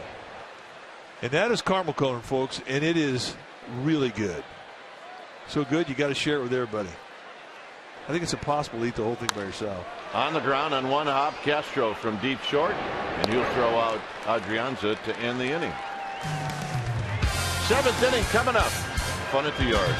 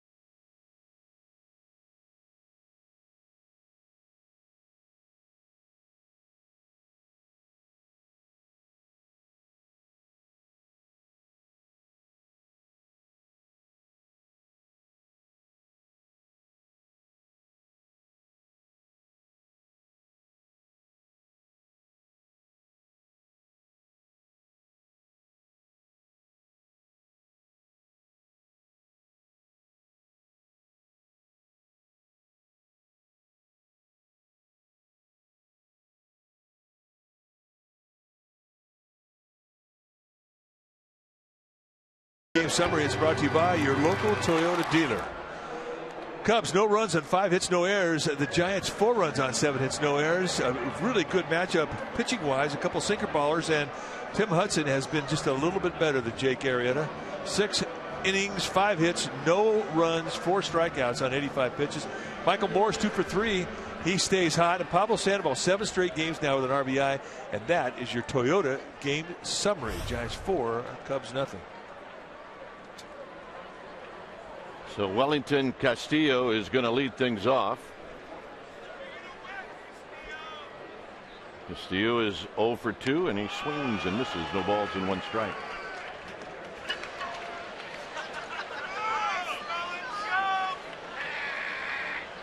No runs on 5 hits for the Cubs. For the Giants, 4 runs on 7 hits.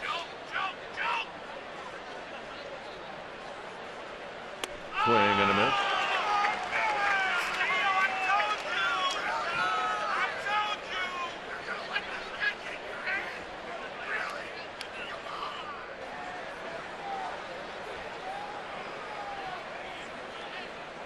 On deck is Nate Scherholtz and then Mike Holt.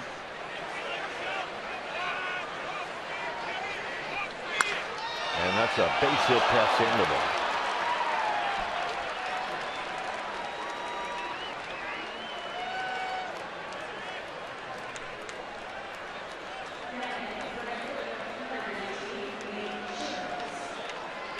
So an 0-2 knock, perhaps a break a ball a bit too close to the strike zone.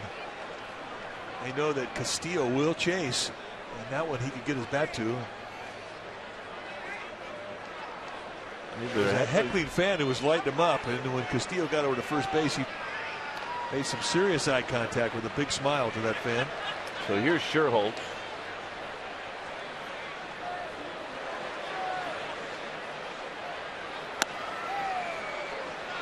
Nate Scherholtz is lined out and he's bounced out to Crawford. An example of a tight strike zone with not a lot of corners. And it has frustrated Hudson. I bet there's been about 6 pitches that he felt he should have had. He did not get. But it's been the same thing for Arrieta as well. Shallow center field. It'll be Adrianza. And he'll put it away. So Scherholtz retired.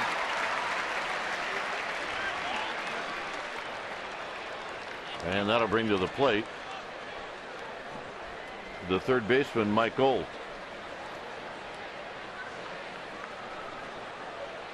Old came about 8 feet away from hitting one out to deep left center field in his last at bat.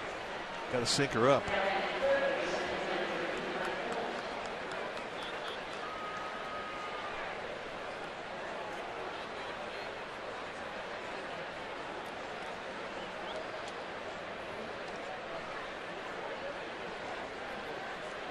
So Olt 1 for 2. He struck out looking in the third.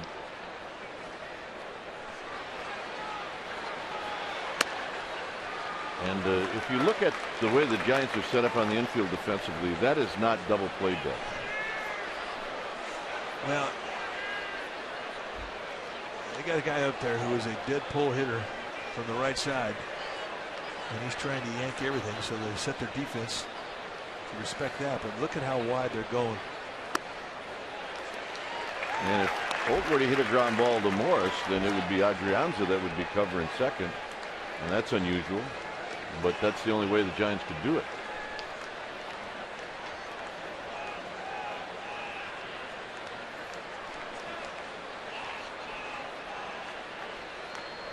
Asking for another breaking ball away. Ooh. Good pitch. You throw a pitch like that, you think, man, that guy's got a great eye. He should have been going after that thing. This is an 0-2 count, and this is not that far away from being called strike 3.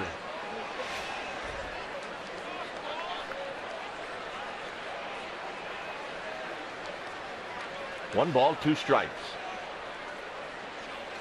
Got him anyway. Well, a guy who's built for middle in having a hard time staying on that outside corner, and Hudson just worked it. It was sliders and sinkers, just pound and X that outside corner. And for Olt, who's had a hard time staying on that outside pitch all year, a victim. And it's Chris Coghlan who's going to hit.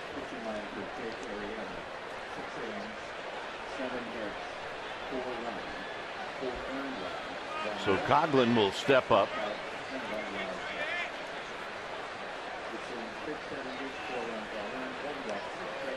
And he takes the first pitch low and in. Coghlan overall this season hitting at 154. He's 4 for 26.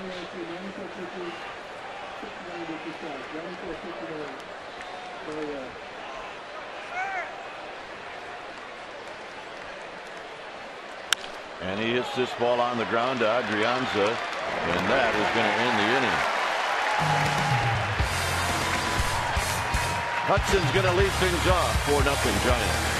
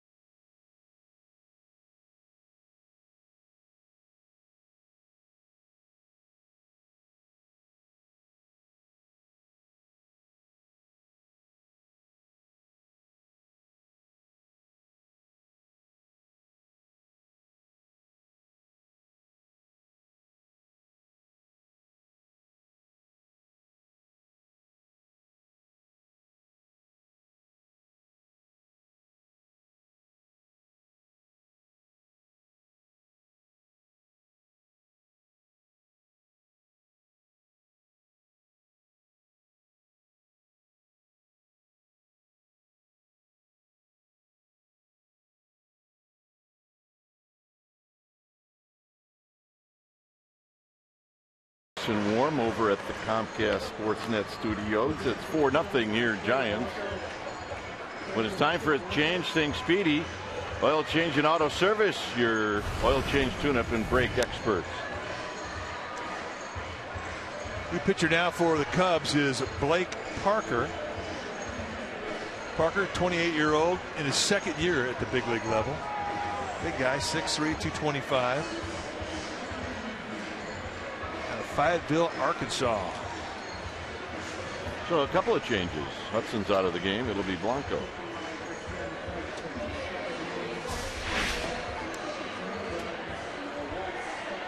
This Bochy came over and said, hey, nice going. Appreciate that effort. You bet. I'll take 7 zeros every time. It was fantastic.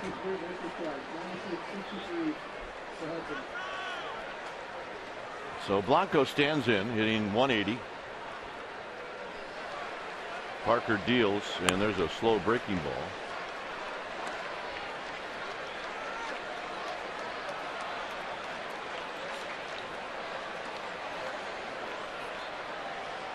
Pagan to follow, and then Pence.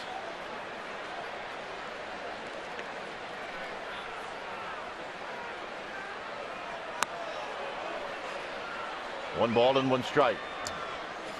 Jeremy Affeldt will pitch the 8th inning for the Giants.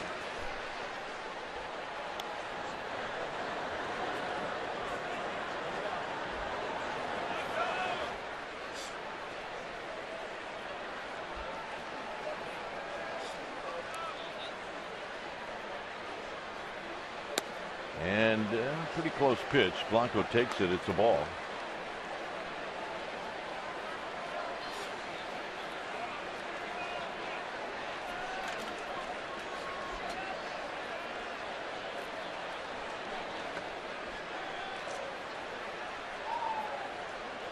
Parker at the belt, and the pitch to Blanco, and Blanco with a swing and a miss, 2-2.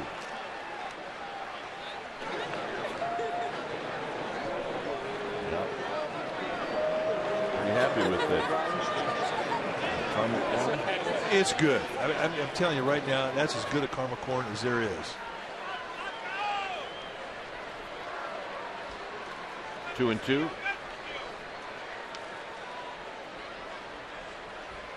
So we're going to foul back. That's what you're going to see with Parker. Low 90s fastball, big curveball. Got a slider to go with it, but for the most part, fastball, curveball, go get him.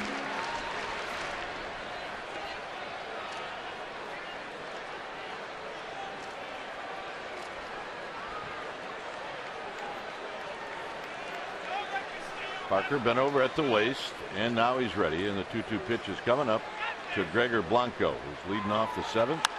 And this is lifted to left for Ruggiano. Near the line, he'll make the catch, 1 out. Polynesian Heritage Night. It's going to happen on June 19th. It's presented by AT&T. You got a whole bunch of different things, and you need a special ticket. So call 415-972-2298 or visit sfgiants.com/special events. I think that Kukui necklace is going to look good. I think I'm going to get you one of those. All right. I really appreciate that, partner. Here's Pagan. I figured you would. They are very cool. Do you have a limit on what you're going to spend, or whatever it costs? And Pagan takes high, 1 ball and no strikes.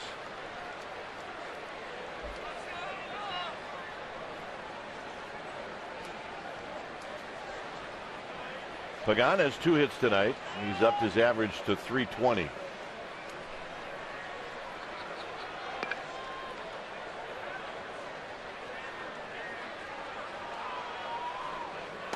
In tight, 2 balls and no strikes.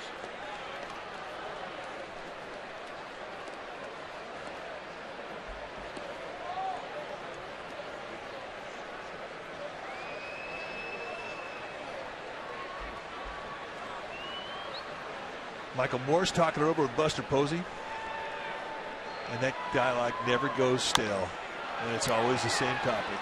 Ruggiano comes in, hit high enough where he can get there in 20th time, 2 outs. Yep. This little guy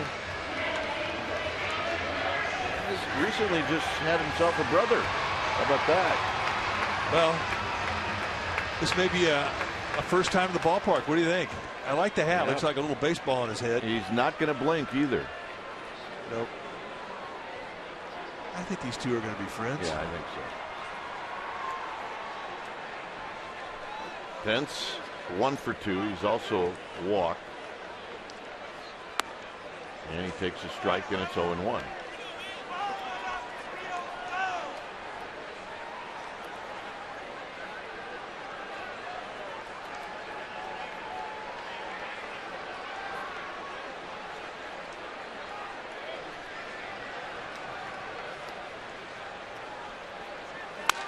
And off the end of the bat, and Pence has got a base hit.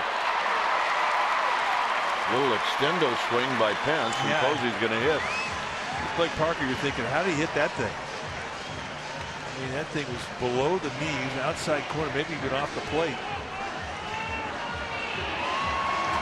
All right, let's check in with Amy G. Amy? All right, guys, right now, CSNBayArea.com, we have a new Buster Knows squad. He talks about the adjustments he's been making at the plate. He also weighs in on Pablo's cowboy boots. Check it out after Buster's AB, CSNBayArea.com. All right, here's Posey. He's 0 for 1, a couple of sacrifice flies. And he takes a late call strike. He's now got 25 runs batted in. Yeah, it's frustrating when you're coming out of a slump and you have an umpire put you in a hole with a first pitch that could have gone either way. But we haven't seen a call to strike tonight. It does frustrate you because you do feel like you get in the batter's box and all of a sudden, bang, it's 0-2 every time. No, it's not in the hole. Cut off by Oak, and that will end the inning. No runs, a hit, one left. 8th inning coming up. We'll have a new pitcher. He's not going to blink. It's 4-0 Giants.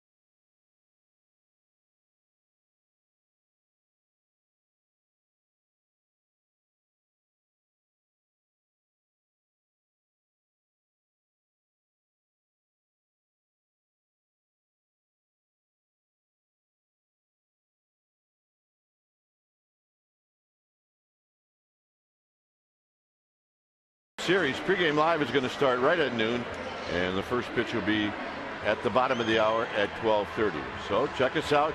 Tim Lincecum, Edwin Jackson wraps up the series, wraps up the homestand.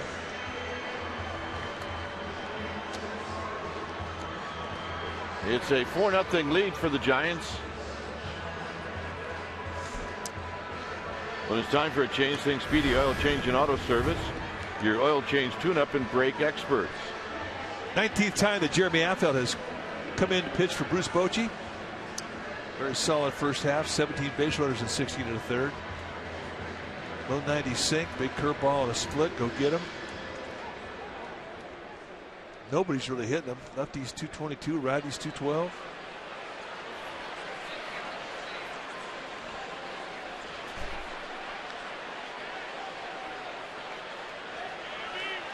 Here's Bonifacio.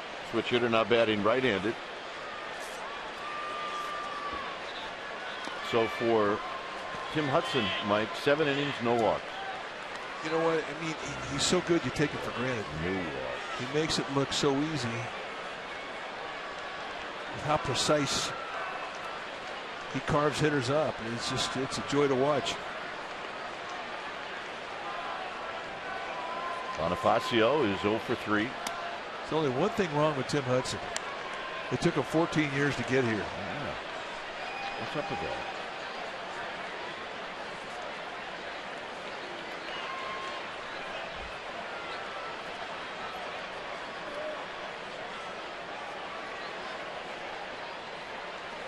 Taking all the way, and Affeldt pours in a strike. It's 2-1.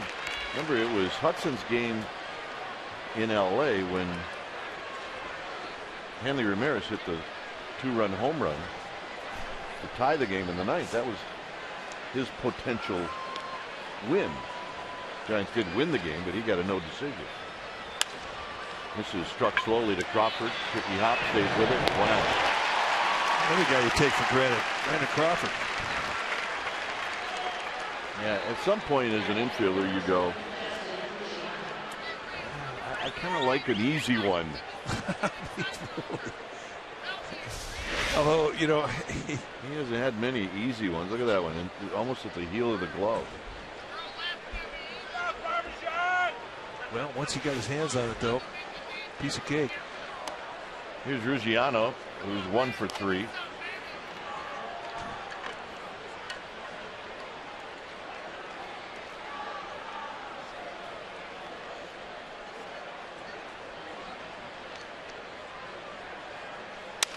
And that's up the middle, and Crawford to his left.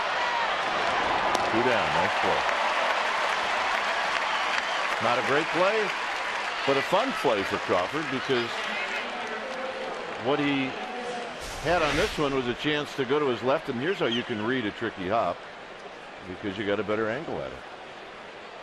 Again, get square, relax, unleash the cannon. See ya.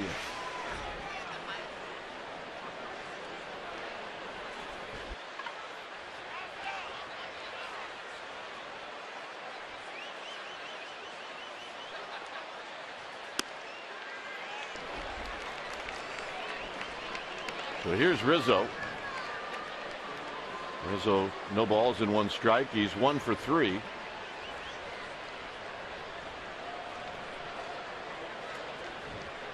Overshift is on. Swing and a miss. Nothing in 2.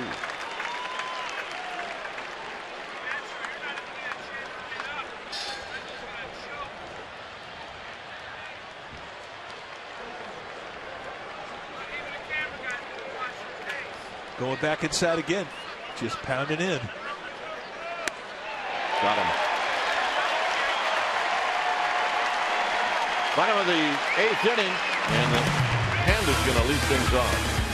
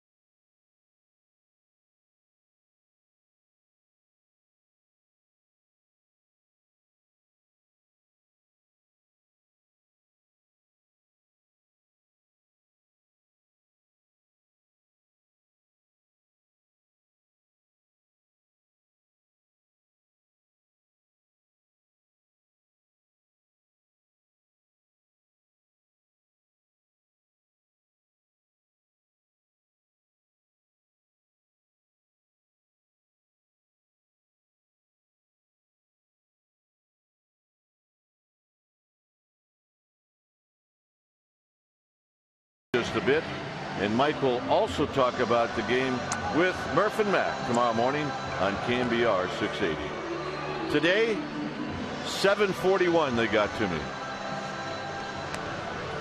So right around 7:30, 7:50, right in that area. 4-0 Giants. When it's time for a change, think Speedy Oil Change and Auto Service.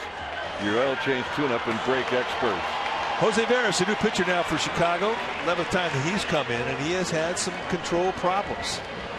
12 strikeouts in 10 innings. Tells he's got good stuff, but 11 walks.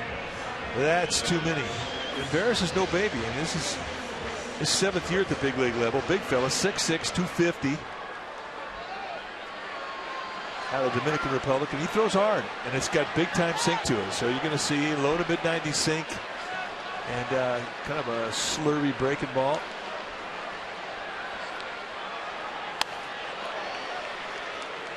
And Sandoval takes the first pitch high.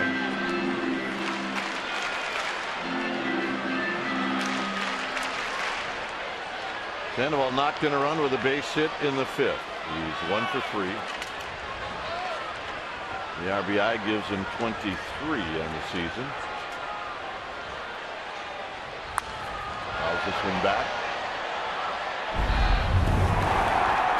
Go back to the 5th inning for Sandoval, who extended his streak of consecutive games with an RBI.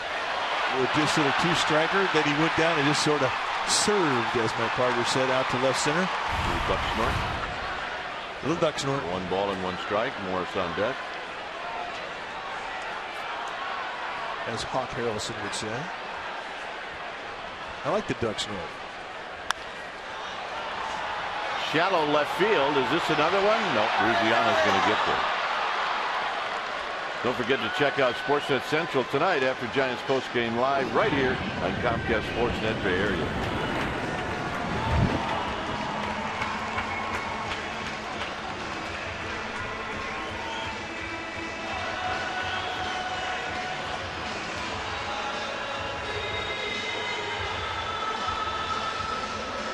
Morris 2 for 3.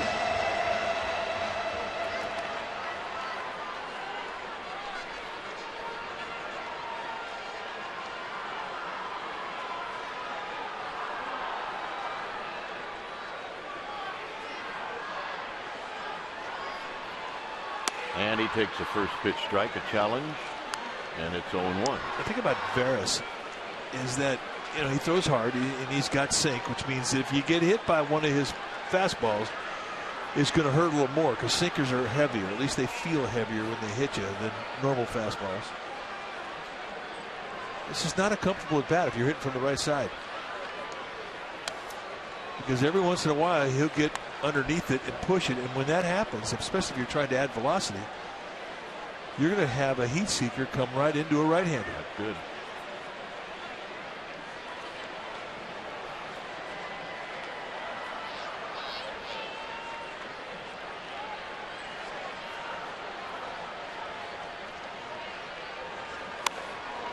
Kind of like that. 2 balls and a strike.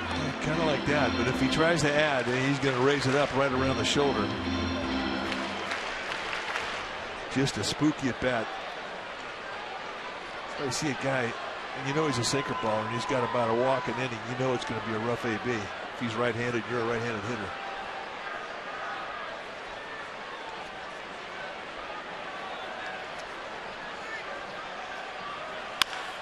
On the ground, Alt digs it out on a short hop. 2 outs. Alt's played a nice third base tonight. Yeah.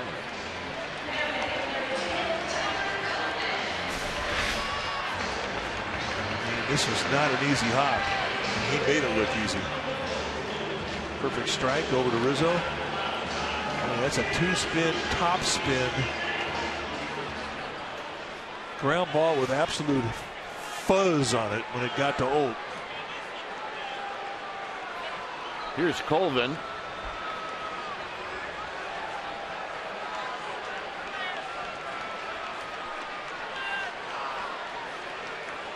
Colvin 0 for 3, and he takes wide. 1 ball and no strikes.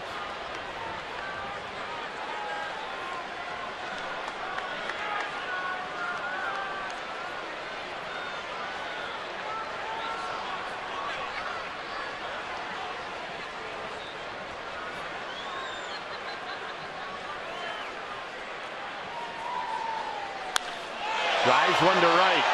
Scherholtz back, looking out. Off the bricks. And Colvin will hustle into second with a double.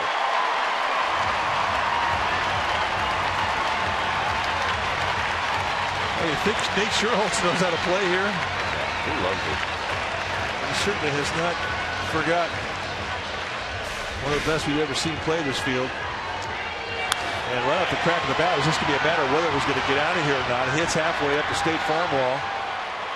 And a perfect one-hopper back to Scherholtz. Had it been a little more accurate? You never know, but you're a right fielder. You can't do it any better than this.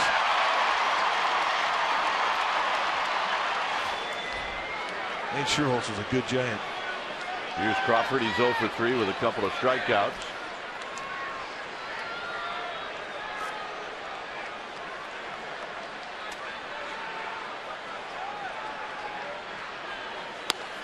No balls and 1 strike.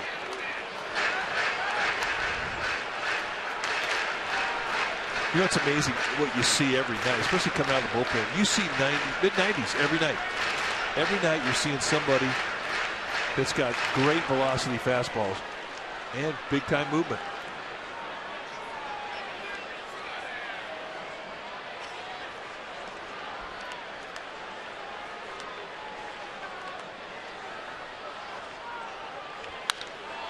Out in front is Crawford. Skies this one into right center field. And that'll end the inning as Bonifacio puts it away. Ninth inning coming up. Giants 4, Cubs nothing.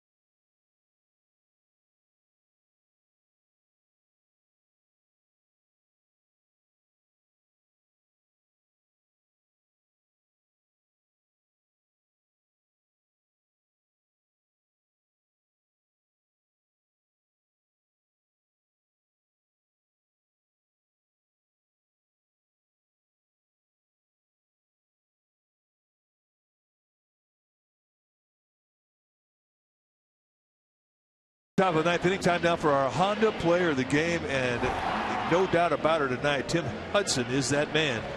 He was outstanding. Mixed his pitches well, came out, established his sink, established all of his breaking ball, his changeup.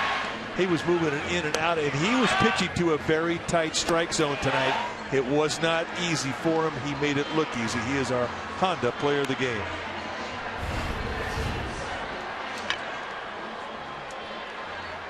4-0 Giants when it's time for a change. Think Speedy Oil Change and Auto Service, your oil change, tune-up, and brake experts. Gene Machi in for the 24th time now. Going to try and close this one out. 5-0 in the year with an 0.37 ERA. I mean, all-star consideration. 5 wins, 0.37 ERA. Yeah. He would be able to stand tall on that baseline if he was picked. That's how good he's been. 5 wins, a couple of saves. He's done everything that Bochy has asked him to do.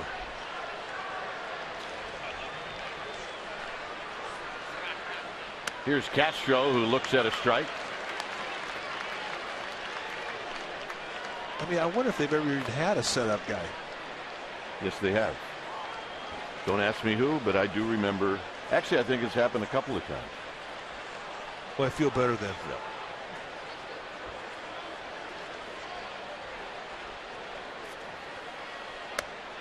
Paints the outside corner, 0-2. Just for the most part, you're seeing a bunch of closers get picked. Yeah, exactly.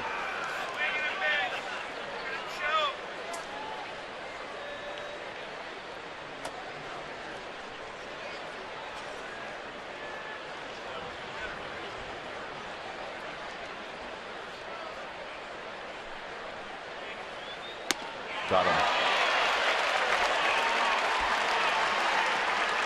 Frustrating night for Castro. 1 for 4 with a couple of strikeouts. And the 2 strikeouts, really bad pitches that he swung at. Here's Valbuena. He's 0 for 3.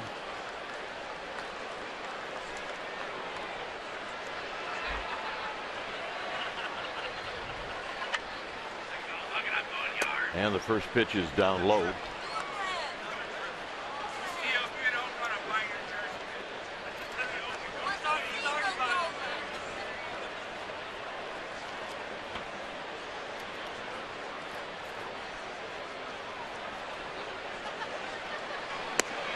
And that's a strike at the knee.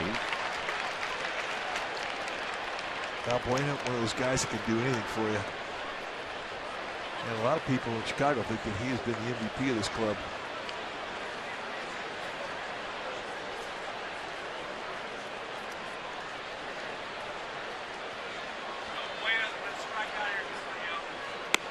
And a call strike, 1-2. Just don't see many forkballs like Machi has. Kind of a tumbling, quiet rotation. Just a little bit more on a tumble of rotation-wise than a knuckleball.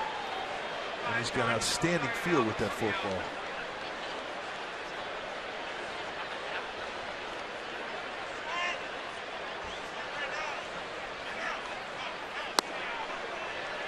And that's down low, so it's 2-2. Hudson went 7, Affel went the 8th, and now Machi here in the 9th. Bueno's going down right here. Big whip.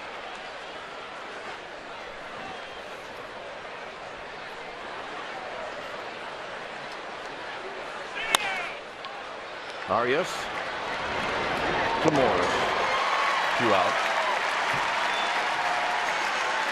And that'll bring up Wellington Castillo.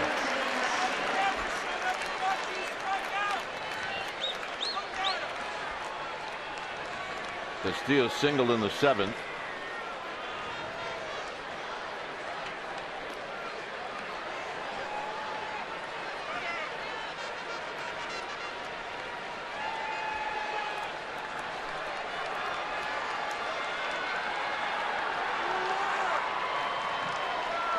And Machi's first pitch is taken for a strike.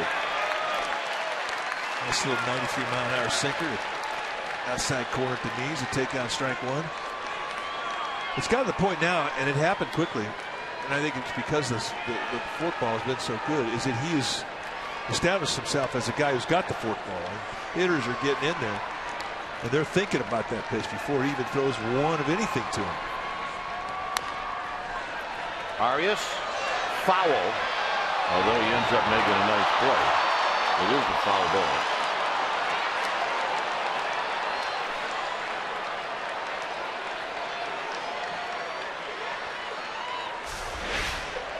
Well, how close was this to fair? It was not. A little kick away. As it hit the cut of the grass, sort of kicked it away from the bag. Had it gone over the bag, that would have been fair, and it wasn't that far away.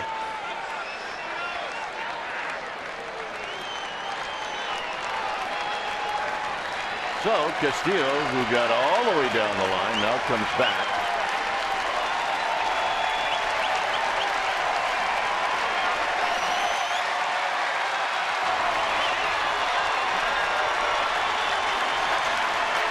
They're on their feet.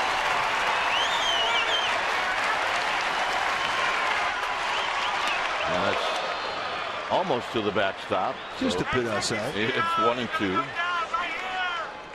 Well, you do get pumped up, and you want to deliver. When you are pitching for that last out, and you one strike away, you want to end it with a strikeout. No doubt he's trying to strike him out.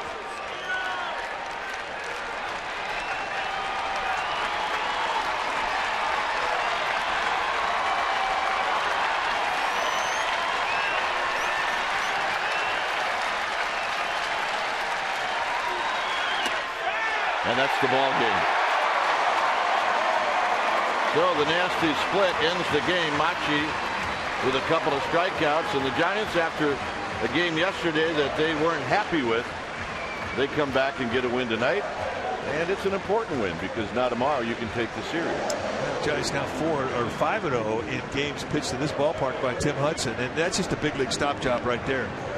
Giants played probably one of their worst games of the year yesterday, and they come right back and play a very clean, crisp defensive ball game in support of Hudson, but he was the difference maker. Hudson really was the MVP of this game. Well, when you talk about Hudson, I guess as we mentioned during the broadcast, a little concerned at the fact that he didn't throw that many innings in Denver, but a blessing, and now he comes back and shows everybody why.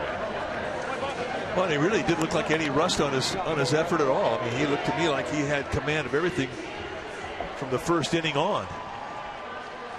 An impressive outing, and that's how he's been all year. Well, the other point that should be made, too, is I don't care if you're a rook. I don't care if you're a veteran like Hudson.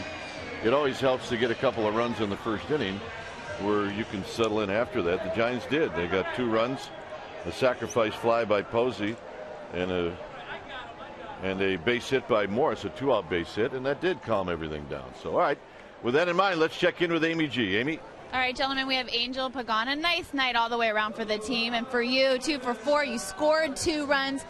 And being a leadoff hitter isn't easy. And you embrace the pressure. Just talk about how you set the tone every night. And when you set the table, you oftentimes score. You said it. I mean, it's really tough. But, I mean, I always do my best to go out there and just try to get on base and put the pressure on the pitcher. I think, you know, once I'm on the bases, you know, everything changes. And I try to put the pressure, try to steal a bag, and score early in the ball game. I mean, I think that's what is going to put us where we want.